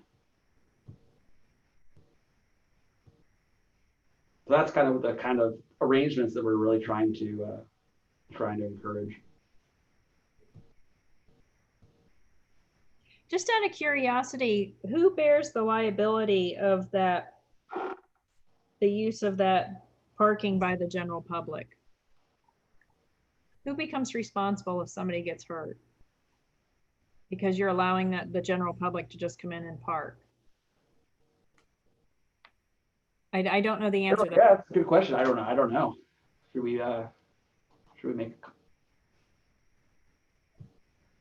Well, I think that's a question that we need to at least know the answer to, because what is going to, again, encourage a developer to put in more parking spaces than needed if they're going to be taking on some kind of liability, or who's going to be responsible for it?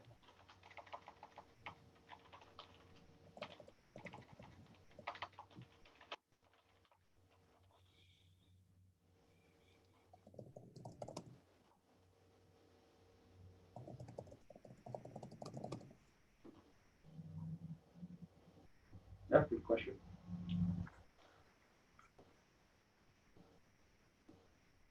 I guess I would think that the private person would, and that's what they are voluntarily doing by exceeding the parking maximums.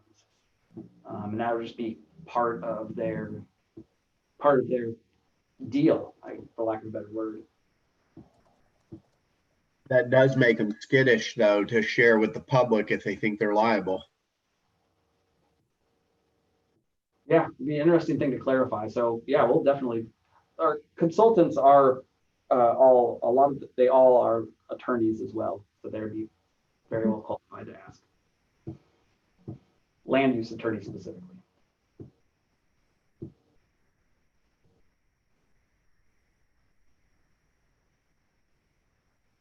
Any other comments on 3-45?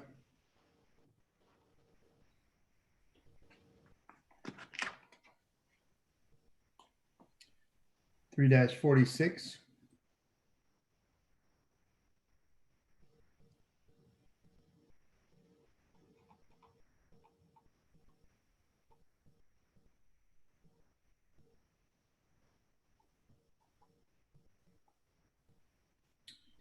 about 3-47.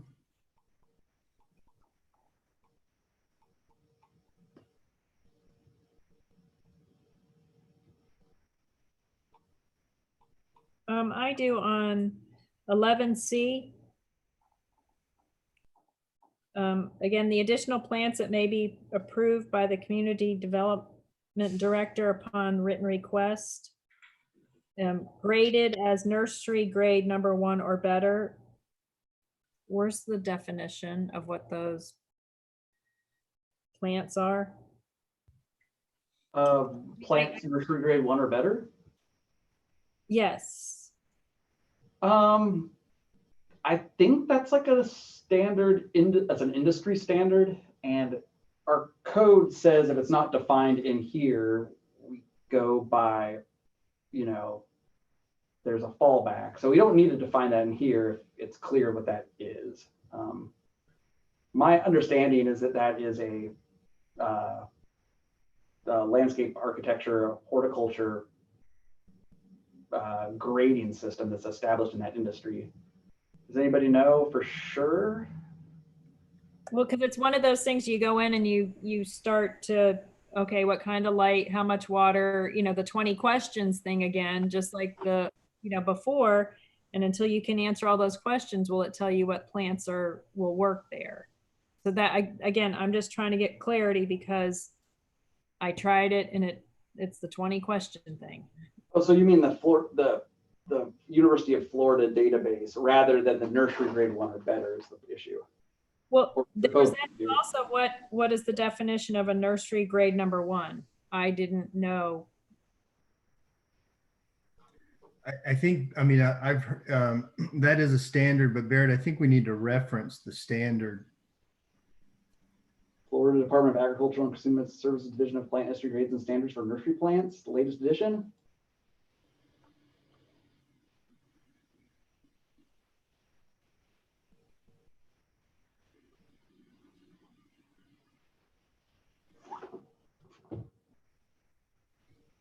Sorry, did we lose people here? Maybe everybody here? I think we're here. Oh, okay. Yeah, I'm here.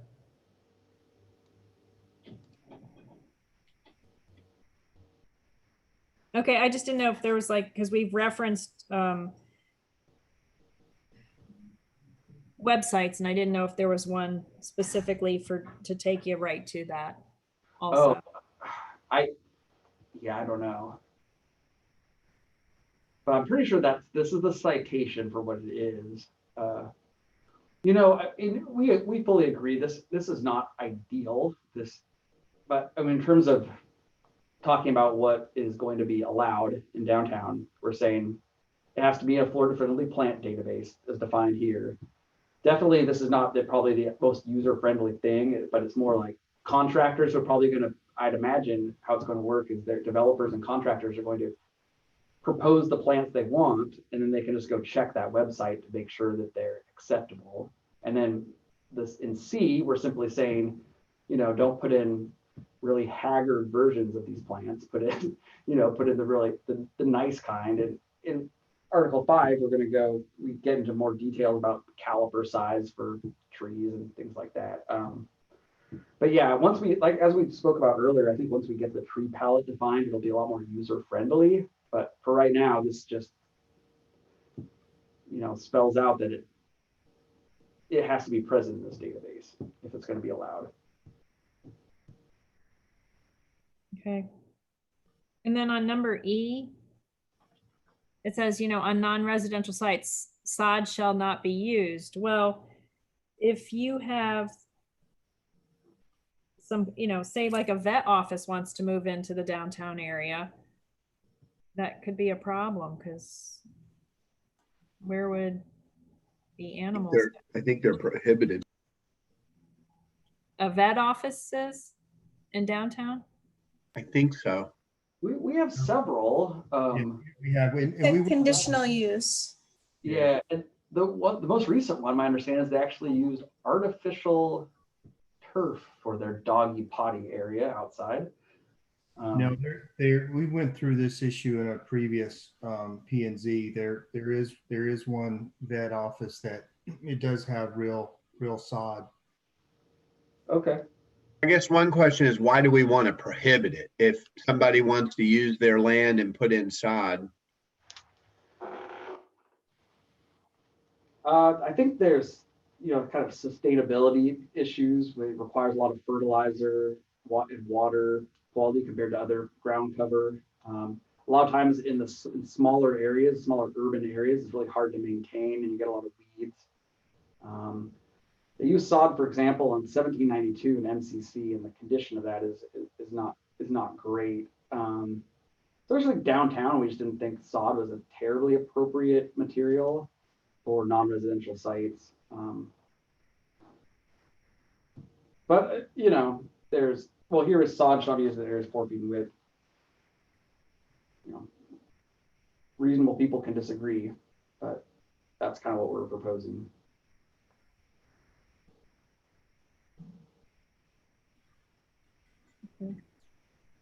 works And then- for me. And then on H, the only thing, what I have there is all plant containers shall be irrigated with micro irrigation on a separate dedicated irrigation zone. Why does it have to be a dedicated zone if it can go be added to a zone 4 and it fits, or zone 3 and it fits? Why does it have to have its own dedicated zone? I do not know that we discussed that. So happy to make that a question or a comment. Okay, I didn't know, because I've seen them where they just are part of the. Okay, that's probably a good comment. I mean, maybe, yeah, we should add some clarification to that. So you phrase that as a question, but do you have a proposal for how we should edit that, or how you guys see it? Why does it have to be a dedicated zone? I'm wondering if that's, again, more of a water conservation issue. I'm guessing. So we can try to get an explanation. I'm not growing up in Oregon, I'm not very familiar with irrigation measures. So that's what I'm there, No, I get it.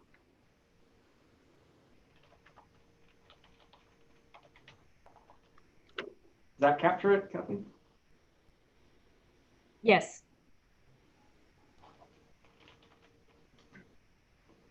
Okay.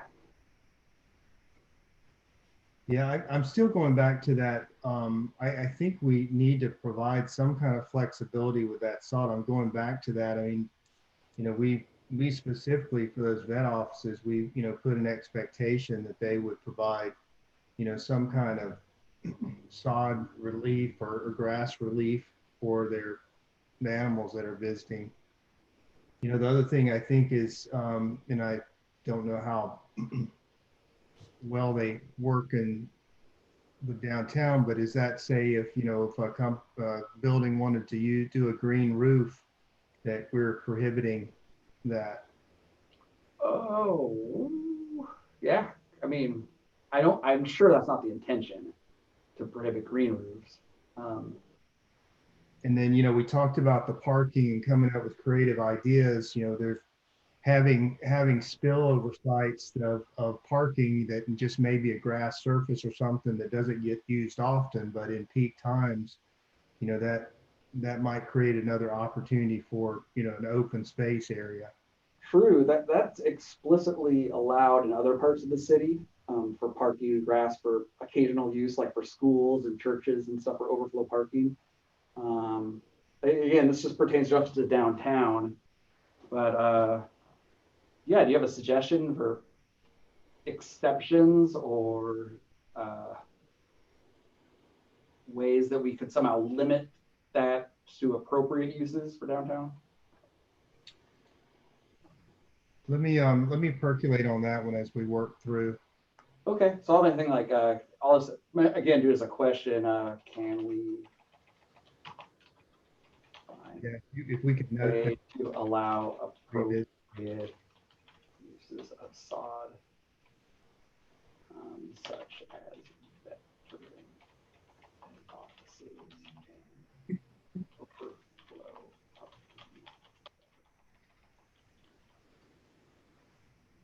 I capture it? Yeah, I mean, if that's, with what we're doing here, if that's something that maybe staff has, a thought to help us out with some of that verbiage. Sure, definitely. We- Okay. We spelled out the possible, things that could be a native contradiction for the city to make that statement. So how do we give ourselves a bit of an out? For sure.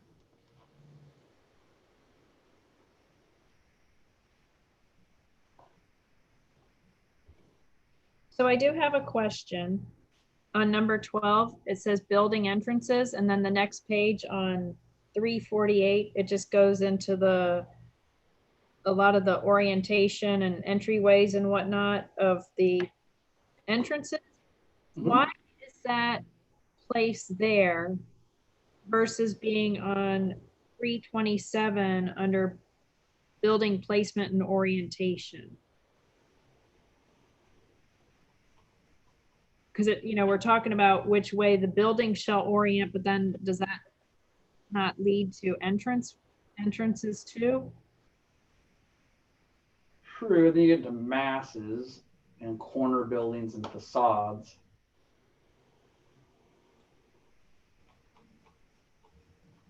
But that was just a question, because to me I was like, well, I thought we already addressed this in the downtown Maitland district with, the orientation. What did I do? Sorry. Got all lost.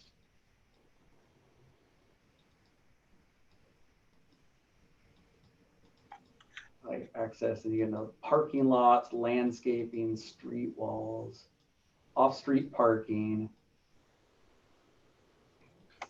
landscaping and screening, and then, yeah. What do folks think?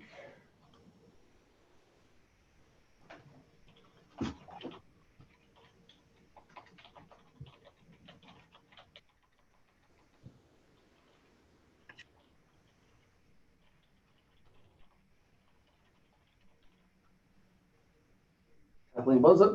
What did you say earlier? We're like building orientation. Placement and orientation on 3-27. Oh, is that further down or up? Oh, page 327. Got it. Sorry, Oh, yeah, 327. I see. Okay. It's just a question. I didn't know if it was better placed there than here to tie in orientation and entrances versus in landscaping. And so I'm just asking. Yeah, that's a good point. I mean, landscaping is kind of dropped down there in the middle, so maybe it could be better organized.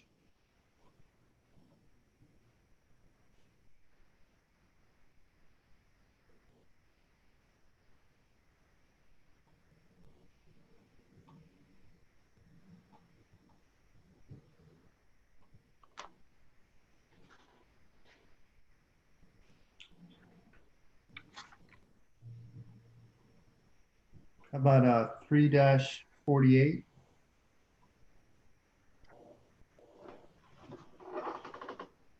So I have a comment toward the bottom under building mass. It's the paragraph C. It says roofs or assemblies of roofs shall be used to reduce building mass. I'm not sure what we're trying to communicate by saying that. I don't know why it doesn't just say roof assemblies shall be used to reduce building mass. Yeah, it does seem kind of redundant from the Department of Redundancy. So to say, you would just think like assemblies of roofs is sufficient. Well, no, I would say roof assemblies. Oh, roof assemblies.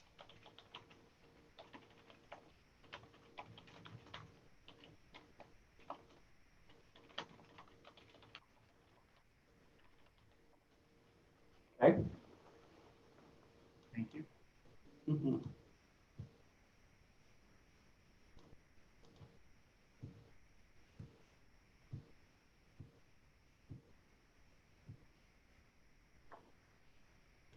Uh, 3-49.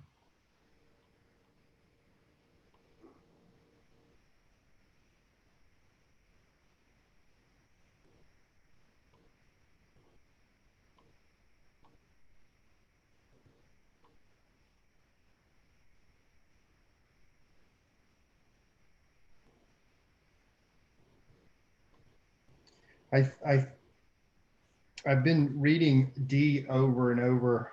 It's really a sort of interesting, the terminology. It's both single and multi-use buildings shall include a minimum of 3 building design treatments from the following list. So it just from an architectural, you get to, it's a pick 3 option. So I could have the clock or bell tower and the arch with an arcade. I think it gets the point. It's just an interesting way to paint that picture to me. Yeah, I mean, I guess we're trying to, you can't have that, that regular box. Yeah, I think I get the intent. It's really trying to not just have something very plain, something that has some feature to it. It just has an a la carte sound to it when you write it that way, but I appreciate the intent. What did Dan call it, the Cheesecake Factory menu? Yeah. What does 8 mean?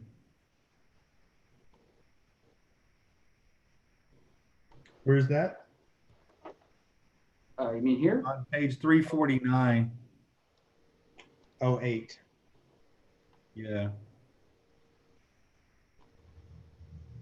Seems to be a bit of a catch-all.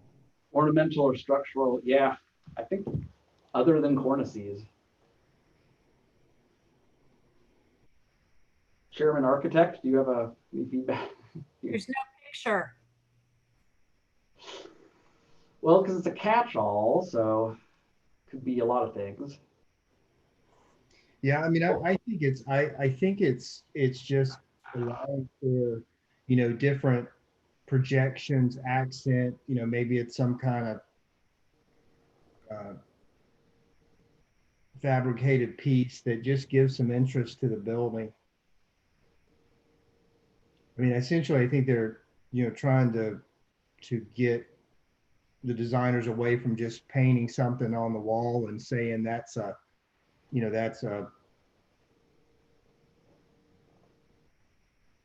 that's a feature. Well, I look at Maitland City Center every day, and so I noticed that there's some tile work that's like, Yeah, I was thinking the same thing. and that kind of reminded, that's what where my mind went when I saw that, because it's integrated into the building structure itself.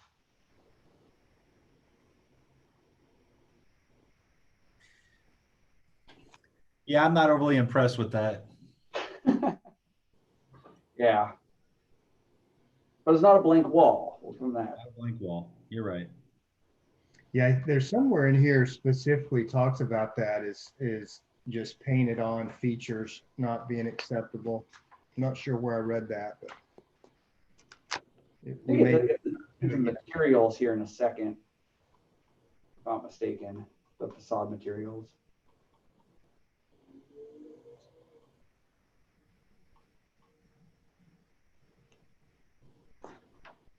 How about page 3-50? No.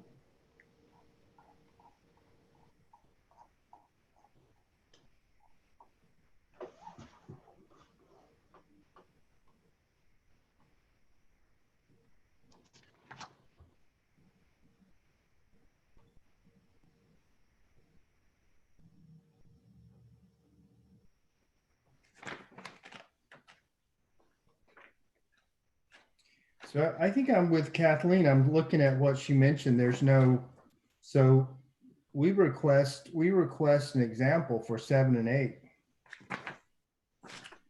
Okay. Back up here. This is what you're referring to? Well, yeah, those two, they gave us 1 through 6, but they didn't give us 7 and 8.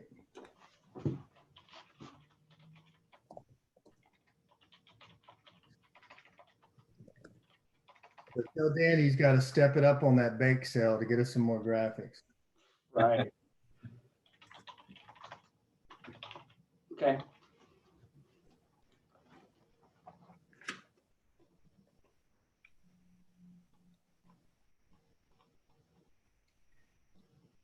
So I don't have anything specifically on 3-50, but I'm looking at I was trying to look at these 2 pages to understand why we had the graphic, the pencil graphic on 3-51. I don't see what that's tied to.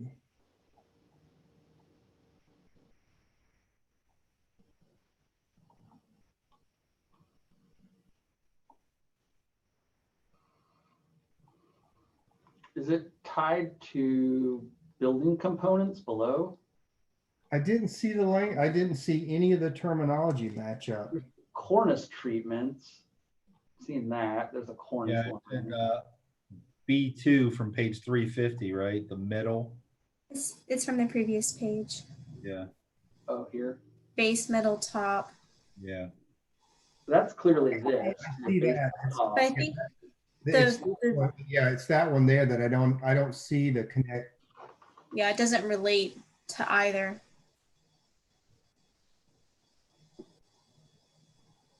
Seems like you could add some labels to the photo and probably display or represent what you're trying to represent in the pencil sketch.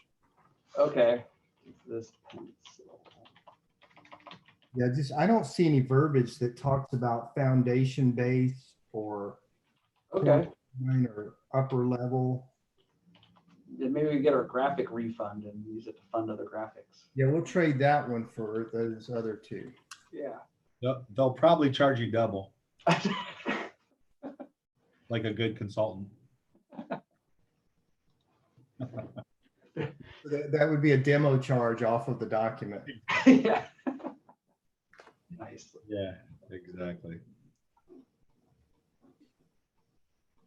I mean, if you look on page 350, some of the verbiage under base, middle, top, it's got the cornice, it's got awnings, it's got, the windows are colored stripes or bands. I think you could make some labels, add some labels to that photo and probably cover what you're trying to explain.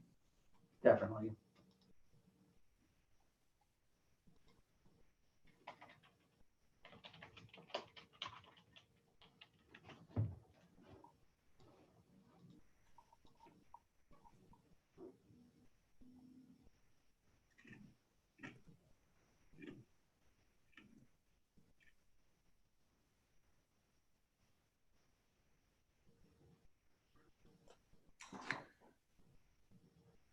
Page 3-52.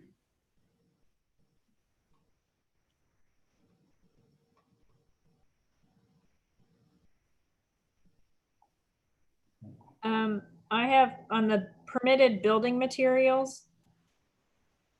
I just struggle with wood. It's Florida and everything rots in Florida.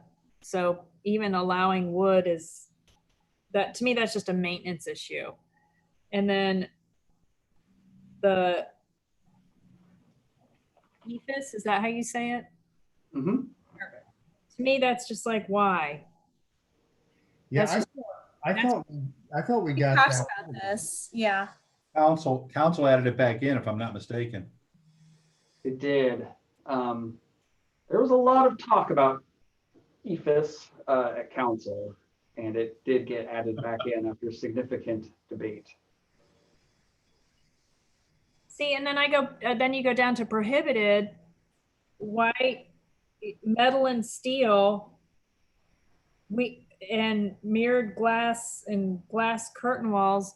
I mean, there's, going back to what Jamie earlier, there's things that we don't know. We're prohibiting finishes that we don't know could actually be out there, haven't been discovered or whatnot. But even I had Googled tile, and there's buildings that have porcelain tile on the exterior with glass that are stunning. So why would we prohibit things like that? And I think that, to me, I just think that we're really narrowing potential finishes that could be very cool and give a lot of interesting.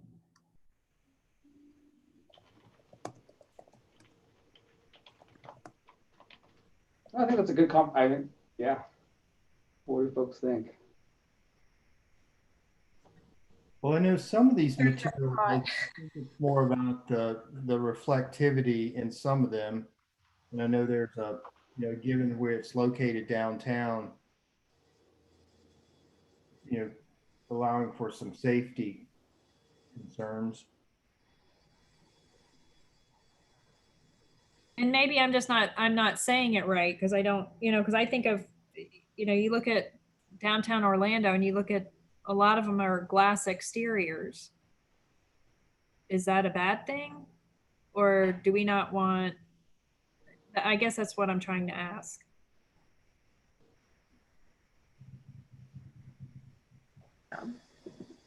I think in general, this is a tricky section, right? Because these are all things that would be allowed. We're not talking about planned developments, we're talking about developers which come in and build a structure, and we want to try to somehow control the aesthetics of it, right? And so I think all of these probably have examples of cheap, ugly buildings that we're trying to prevent, right? But how can we do that while still allowing the flexibility and creativity to get these really desirable things? I mean, we talk about this a lot with metal and steel buildings, right? I mean, is everybody familiar with like a Quonset hut? Yeah, Prefabricated metal sheds, right? We don't, probably not the kind of development we want to see in downtown. I mean, you see that up 1792, that's one I can think of. We don't want somebody by right being able to put up a building like that in downtown. Probably not the kind of development that we're seeking in that sense of place.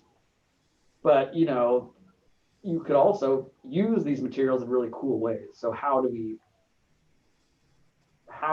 prohibit or prevent, cheap, ugly buildings while allowing for desirable buildings? Now, I don't think anybody has a magic or perfect answer for that, but that's what that's what our goal is. So I don't know. I know that didn't really answer it, but.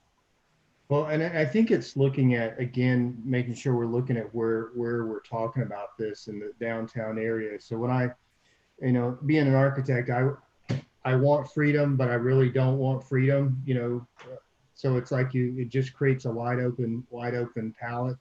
But I can see, like in the prohibited materials, it's basically telling me that the picture we're painting here is we're trying to avoid from creating an industrial looking area. I think there's a certain flavor that, we've been seeing the pictures and that are in here. They don't say industrial. And industrial looks, I mean, to me, it's very, very nice and right in certain areas. But I'm just, when I read this, that's what we're saying is we just don't want an industrial look in the downtown area. And so I guess that's the question is that what we're saying?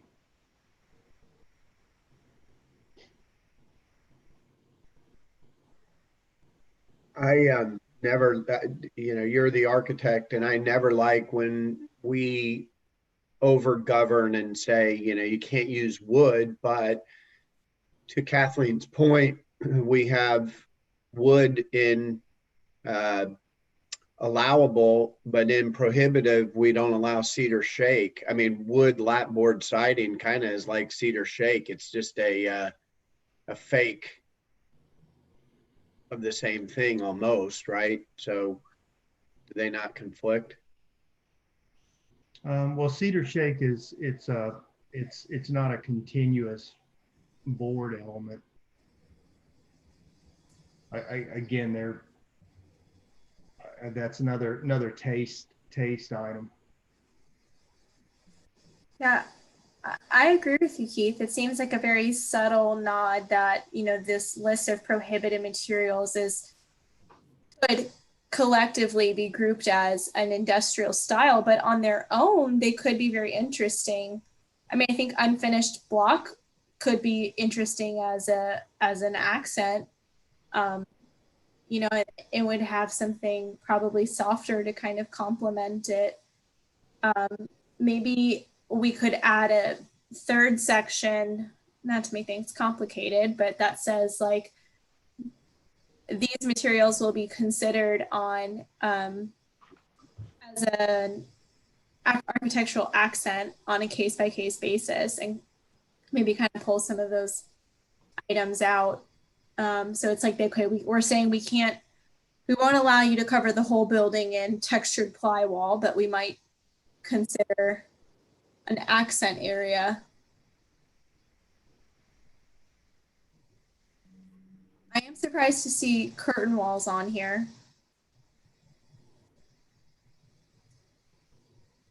Glass curtain walls. Mm-hmm.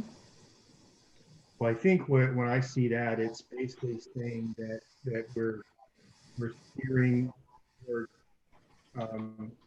more what I would call punched openings. I mean, you still can use curtain wall material for that, but it's not a continuous that the whole face is a glass. I think we're trying to do something different than across the interstate.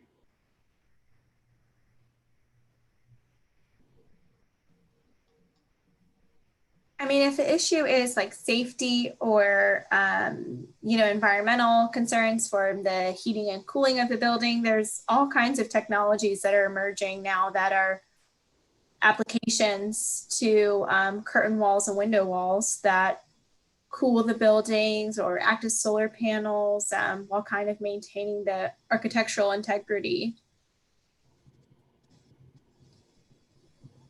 That's just my opinion, though. And for what it's worth, I would request that if EFIS is going to be on this list, that, maybe it be prohibited on the ground floor. It's just something that in high touch point areas is going to deteriorate so quickly. I mean, it's glorified styrofoam. It's just me. No, I agree. Yeah, I mean, when you have a material that when you're looking at, doing liability insurance, and it asks you if any of your building types are EFIS, that should be signaling that there's an issue. Mm-hmm. And if it's around, your doors, your entries, it's gonna fall apart so quickly. And then we're gonna be looking at something that, to your point, has liability issues, insurance issues, and aesthetically is a nightmare too. I'm sorry, I didn't mean to cut you off, Keith. Nope. We're saying the same thing. Just got so excited about. No, I like it. I was trying not to be on it, but yeah, I voiced these similar things last time. Mm-hmm. I think prohibited on ground floor seems like a great compromise. Or what we can do is if we're kind of raising these issues now, when it comes time to vote and send we don't necessarily have to make a decision tonight if people want to continue to think about this. Or we could try to create a decision on some things. We've got some suggestions. So there's really two ways we can go. We can either try to arrive at kind of a consensus or a majority right now on some of these, taking off or removing some of these, or we could kind of move the decision to another date. So Well, Barrett, aren't we going to have a work session with council on this? I mean, we're not going to, I think it seems like a little bit of a conflict between what they're wanting. And I mean, I listened to one of the council meeting where they were talking about this. And so. Yeah, there will be a workshop at some point for sure. Well, and I think we, to the point of like the curtain wall, maybe I think the intent is not to all of a sudden have a big box building that's all curtain wall and has reflected glass, but it could be that we limit the proportions or the quantity. Maybe there's a certain surface limitation, so maybe we control that. Does that get into this same discussion here about accent materials, or? I think so. I think it's going back and looking at these and figuring, some better language to not maybe fully prohibit them, but Butler building, you either have one or you don't. So we're not gonna be able to limit that one, but some of these others, we might could tie some limitations to the quantities that they are more accent related, or curtain wall, not as a full building envelope, but a portion of the surface.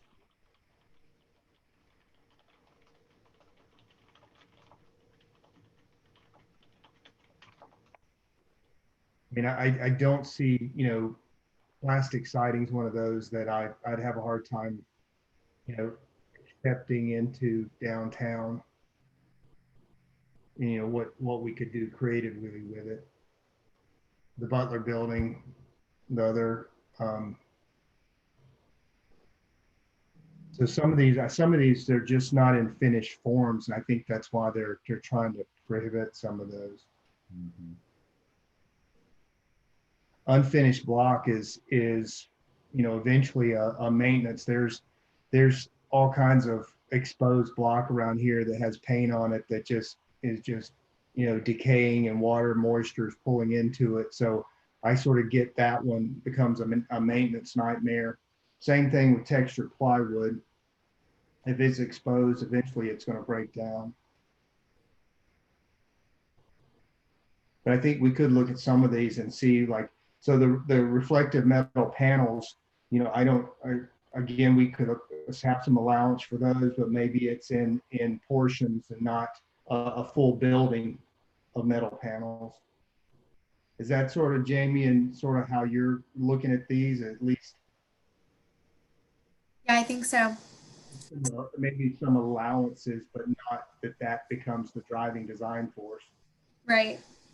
It almost feels like, we're saying all of these subtle nods of what we don't want. And I have a feeling that the intention is, well, we do want to be X, Y, Z, but we're not actually saying it. So it's like, if we want to have a defined architectural style, then we need to state that, or be open and accommodating with some creativity. I feel like we're kind of trying to have a foot in both camps, and we just need to be very clear that this is the style that we're trying to achieve, or vice versa.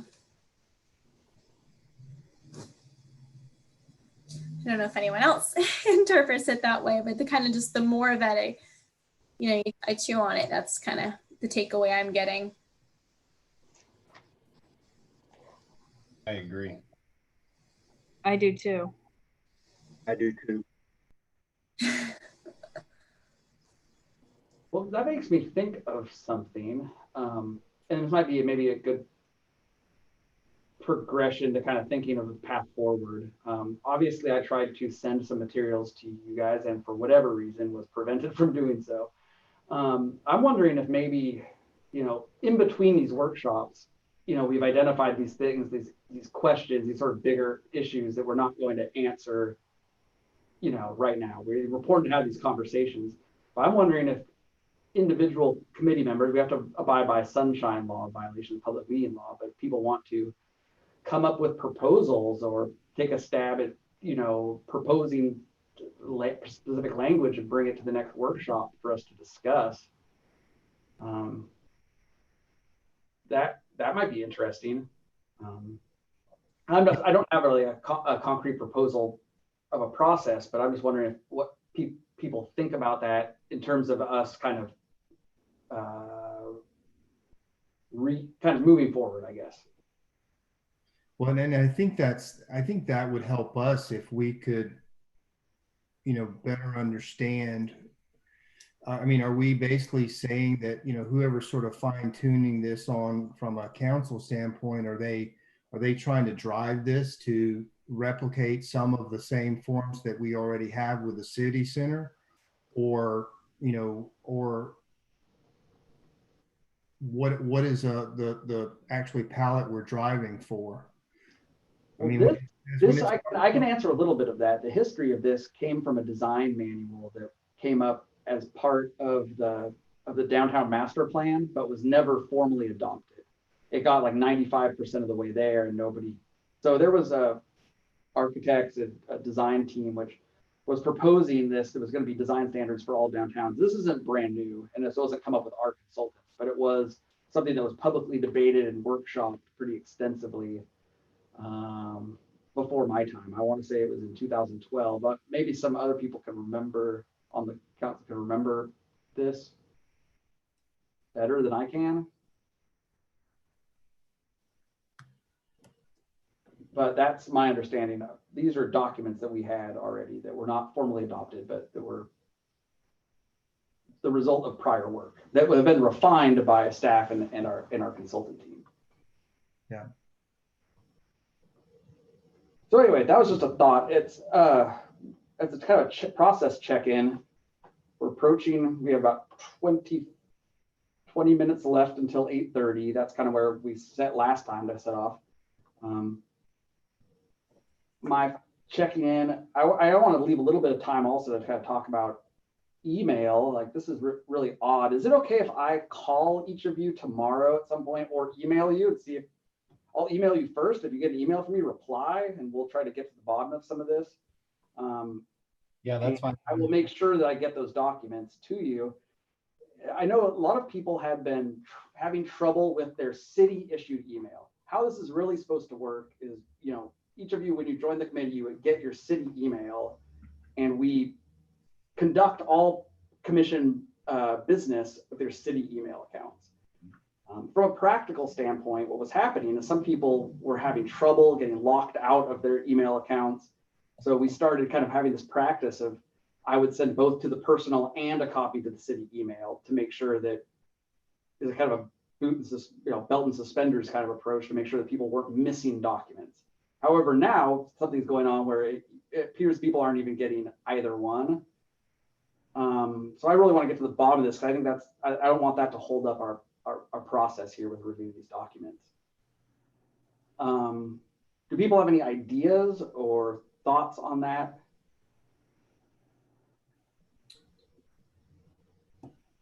I mean, why don't you try and. I can always ask from our company standpoint if there's some kind of issue that's stopping them, but I just find it odd that it's stopping for most all of us. I mean, did anybody in this group get an email on their personal email account? I did. Did you? I did too, and I got yours through the city email, Barrett, but not that one you were talking about the day after the last meeting. Barrett, this is Robert. I'd suggest you upload the files to the FTP that you have access to and share the link with an email. That's a good idea. All right, we'll do it that way. But still, again, it was so it might be something with the attachments. The fact that that the emails have attachments to them that might be hanging them up somewhere. But, that very well could be. We're changing the priorities for email restrictions all the time, so that is possible. But that's also why we have FTP. Yep. Okay. Good suggestion, Robert. Thank you very much. All right. So what I'll do is I'll do a test tomorrow morning. I'll send out an email. Please, if you get it, I'll send it. Okay. I'll send it to both email accounts. Please reply when you get it. If you don't reply, I'll assume that you didn't get it, and I'll call and follow up, and we'll try to get to the bottom of it. Okay. But in the future, I'll try using, like Robert suggested, I'll just send regular emails with our FTP site and all this linked to the document people can download. Sounds good. Does everybody have access to their, it's been probably a year and a half since we discussed this. Does everybody have access to their City of Maitland email accounts? No, I was in trouble with mine. My password says it's not valid. Yeah, password not valid. Yeah. Same with mine.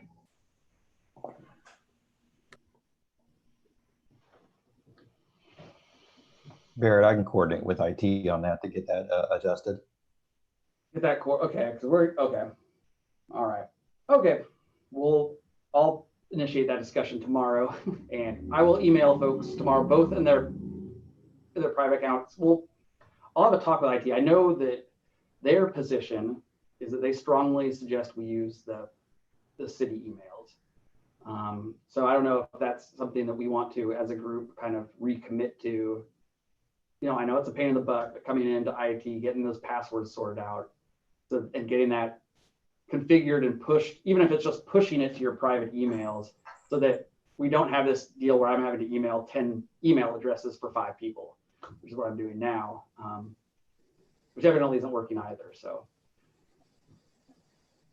let's think about it. I think my suggestion is that we probably just move to that model, and we'll try to get the members sorted out with their city email that aren't sorted out right now, and get those passwords reset and figure out which the bomb fit, because as much of a pain in the butt it is, it's probably smart in the long run.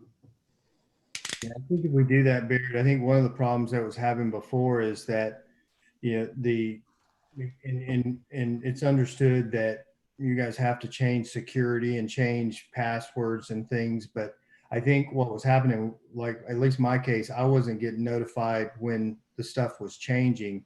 And then all of a sudden I wasn't getting any email, and I might have gone 3 weeks before I realized that I wasn't getting anything. Yeah, yep, exactly. Then that's why we started including the private emails as well, but we'll, I will definitely have a talk with IT and Robert as well. Yeah, we can also set up like a project site, since on these extensive items and stuff, to actually have for a group drop for you to have where the members can drop onto our FTP as well. As long as we don't share those communications with the rest of the board members, that should keep it okay. But we can also post communication messages that way onto like a little group site for projects like this. So in case that happens, I'll check with IT in the morning on the IT thing. About email screening and stuff like that. But for extensive projects like this, it might be worthwhile to use a project site. Great, Robert. Thank you so much. Really appreciate it. Okay, so we'll do a test email tomorrow, and this discussion will be ongoing. But we have to get those electronic means of communications open between meetings, and I'm gonna make that a top priority. All right. So Barrett, can we sort of work through the next 15 minutes, see how far we get? We're getting close to the end of 3. See how close we can get to the finish of it. Next. Sounds great.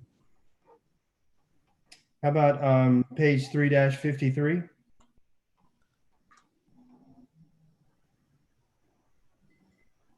So this is this was the thing I remember up there under item C, building colors. Building trim and detail colors shall be complementary and shall not be used to advertise the building. That wasn't what I was thinking. Oh, I saw number 3, a solid line band or color or group of strips. Should that be stripes or strips? Shall not be used for architectural detail.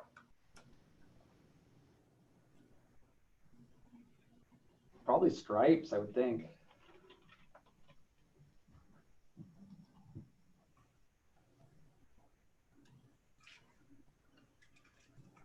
I would think so.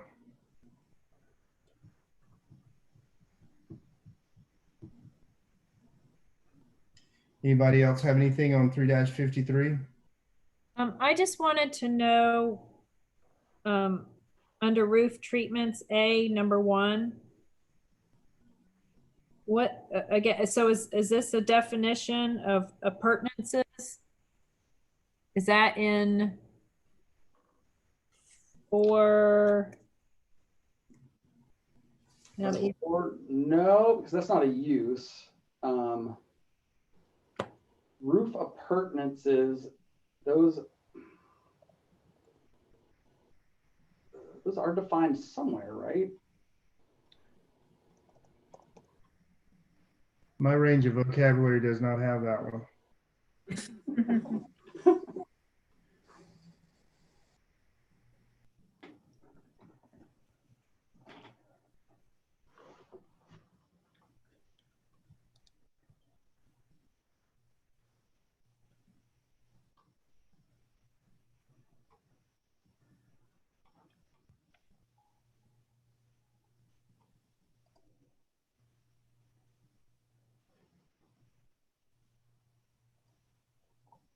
I just think that needs further explanation.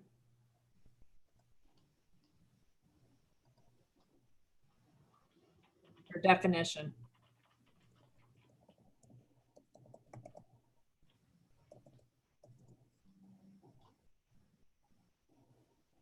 What appurtenance?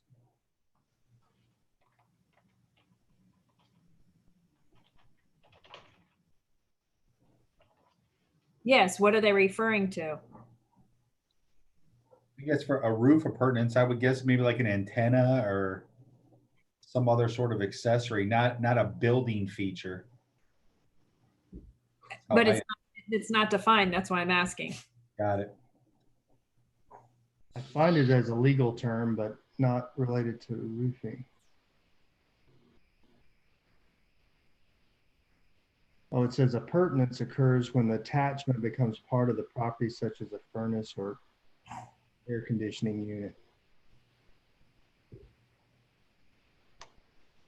Yeah, probably, yeah, agreed. We probably should define it somewhere. Okay, good comment.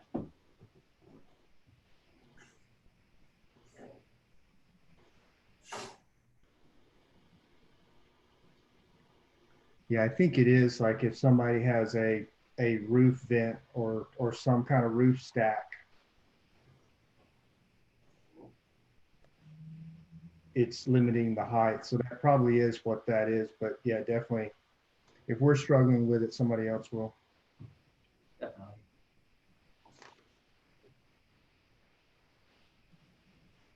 Anything else on 3-53?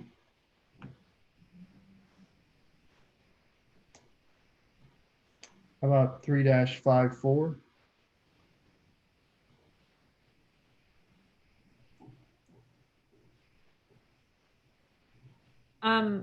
So further down on about the monument signs. Mhm. And I mean, my definition of a monument sign is something that comes from the ground and goes up. Is that how everybody understands that? Because I think if that's the case, I think a 6-foot high, I mean, a monument sign that's 12 feet high on a 30,000 square foot building. Isn't that kind of crazy high?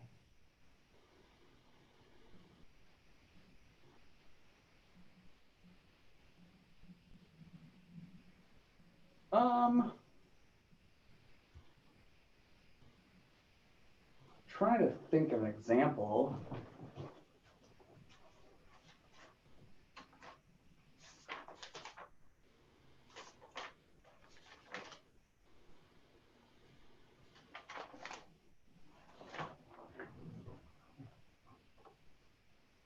What do people think?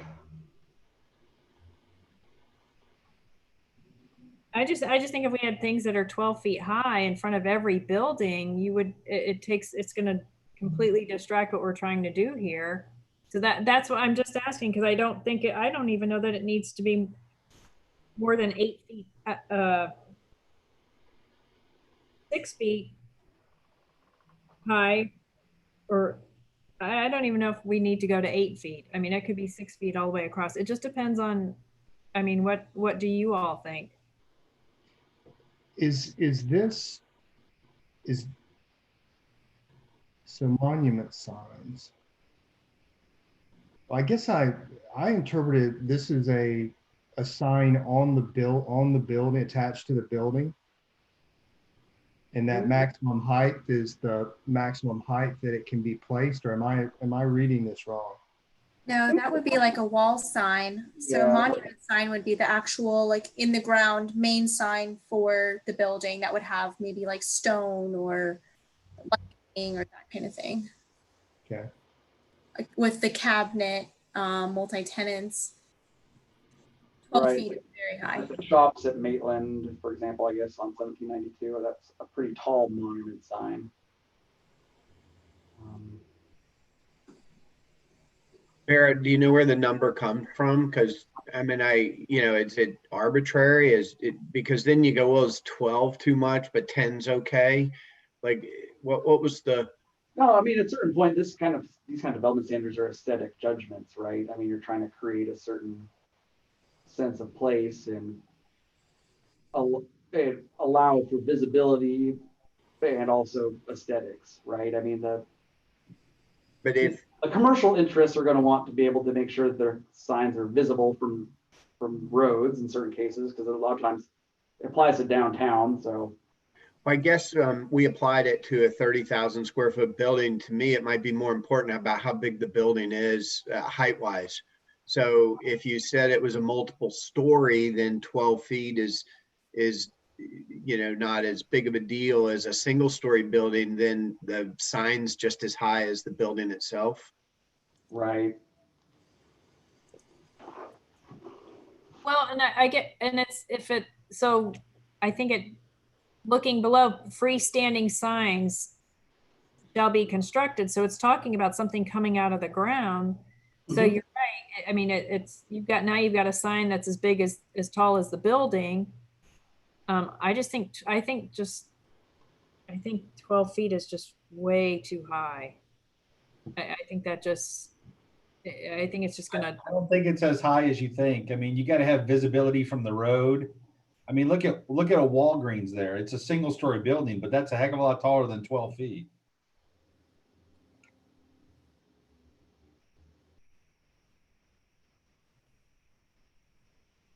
I mean, I just think about roadside signs, and I mean, I don't know the exact dimensions, but I would guarantee you'd be surprised at how big those signs are.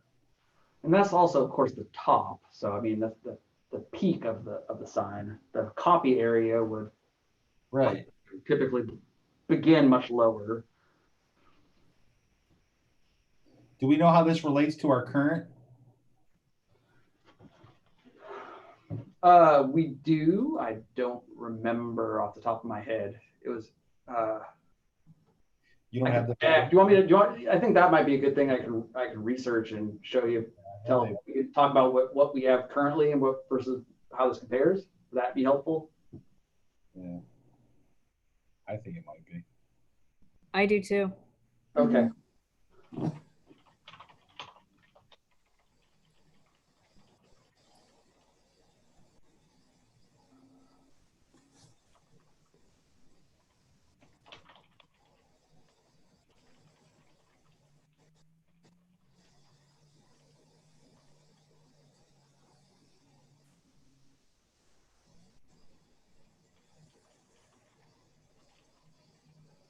Okay.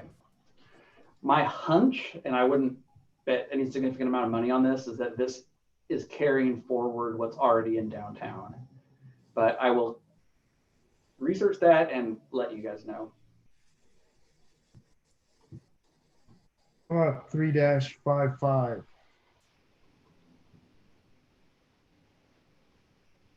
My only question there was, who has the right to put the signs out? Is it the business owners on the A-frames, or is it doesn't say that, and that's why I just wanted to confirm. Typically a building owner issue, I think.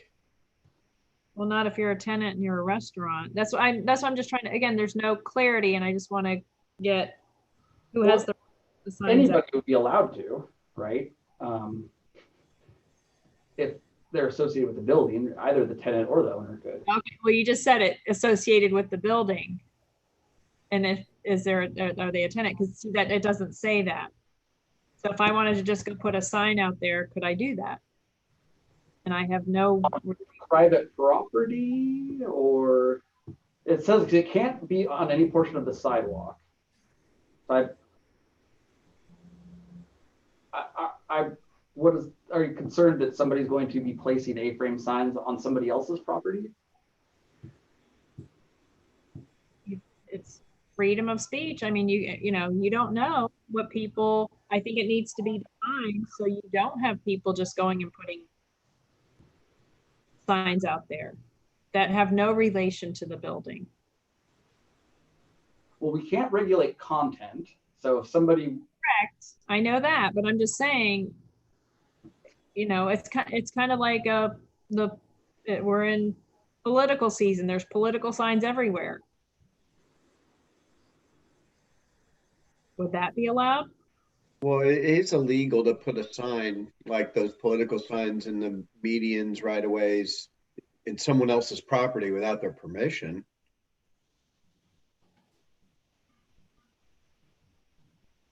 I know, but we're not saying that it has to be, because this is downtown. How many of these do we want out? And do we want every single person putting one out? Whether random or not, and do they, you know, join this gym, join, you know, this club, whatever. Does it have to be somebody in that, who's a tenant or an owner of that building? on their property, yeah, I would say. A little bit of background on this might be helpful. Right now, A-frame signs are not permitted downtown. And yet, in practice, they are everywhere. So this is, in some ways, this is kind of an effort to legalize an already common practice. I don't know if that provides the kind of background for you about the proliferation of them. I'm not sure how we could get that. I'm wondering how we could get a balance between allowing them appropriately. Because I mean, I don't think you can just you cannot place them on the sidewalk. You cannot place them in the right of way. And I think it becomes a private property issue. But if somebody wants, the signs shall be removed during a period of the day during which the business or facility is referencing is closed to the public. But if somebody's outside of a gym and somebody wants to put an A-frame sign that says, "Hey, come join our gym for $50," I think that would be appropriate under here. I don't think that'd be disallowed. I don't think the gym could go over to the cafe and put its A-frame sign in front of the cafe without their permission.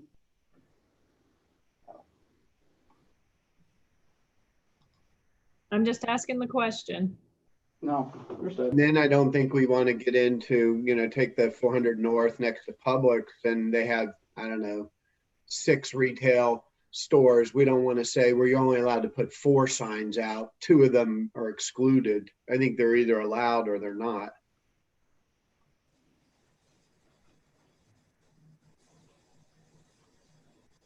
The other idea would be the A-frame signs, because it is kind of, again, getting back to that pedestrian walking environment that we're trying to promote in downtown to make it kind of more pedestrian friendly, pedestrian scale. It's more visually interesting for a pedestrian walking around seeing A-frame signs. That was kind of the thought process.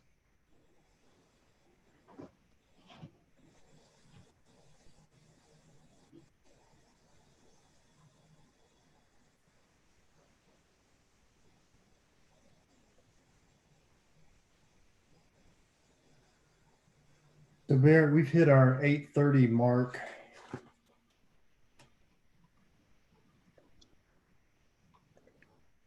Kathleen, is there something that you want to propose? It sounded like you were just trying to make sure that these signs, if they're going to be down there, they are being placed by the businesses themselves, not just anybody can set up a A-frame sign. Is that? Correct. I just wanted to make sure that, because it's not really tied to anything and it's just an A-frame. So I just wanted to ask the question to make sure I was understanding it, that not any random person could just go put one out there. And I know, yes, it's private property, but like to Glenn's point, how many times do we see political signs in right of ways and all these other places that they don't have permission. Happens all the time. Well, I think D implies because the sign shall be removed during any period of the day during which the business or facility it is referencing is closed to the public. Do you think we need to point to more specific that these A-frame signs are intended? I don't think it would hurt to make a reference somehow to the downtown, you know, the business owner or the tenant. They should be the only ones that have the right to put the signs out, not just any random person.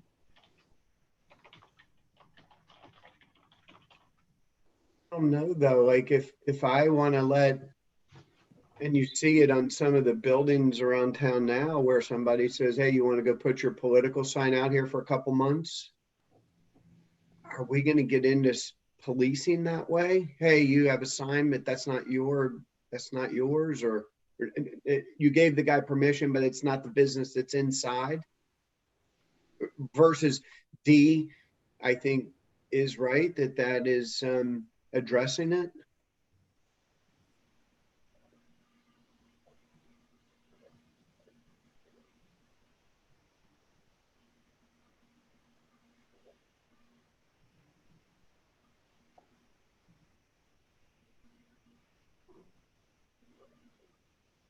I don't have the answer. I don't think I've got the wordsmithing right, but something to the extent that A-frame signs are allowed to be used by businesses and intended for business advertising only? Or are we getting into? Do you have to pull a permit to put out this kind of sign? No. Well, I don't technically, think so. you said it's not even allowed, but they're all over right now. Well, like Medici has started, they put that little A-frame in front of their business. It is just a permitted outright sign. Oh, you know, I want to research this a little better because I'm not very familiar with what's proposed for this part about whether at what extent a permit is required. Obviously, monument signs and on building signs do require a permit. My instinct is that there would not be a permit required for A-frame signs, but I don't know that for certain. So is this something we maybe want to do more research on? Yeah, I think we just want to make sure that these signs are intended for the business use that they're adjacent to. Okay. And that they are meant to advertise the business, not for other purposes.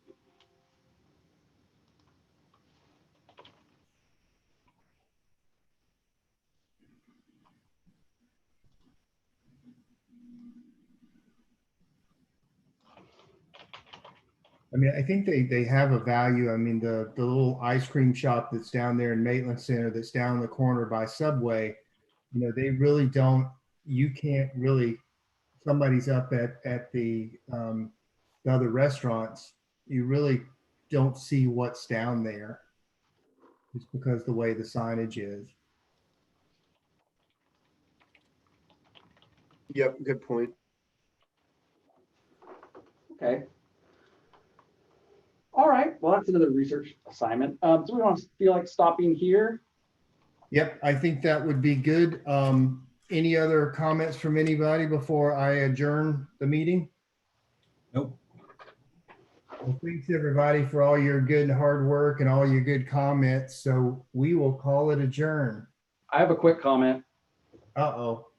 I know Mayor McDonald, if he's listening, will be happy that we have spent so much time carefully going over the downtown code and module 1. So I know even though it seems like slow going, we're going slowly. I think we should be proud of the fact that we're going slowly, not feel good about it. I mean, this is important stuff, and I appreciate spending this time with everybody. And well, improve the process as we go. I think it's been good discussion. I agree. All right. Well, have a good evening, everyone. Thanks, Good everybody. night.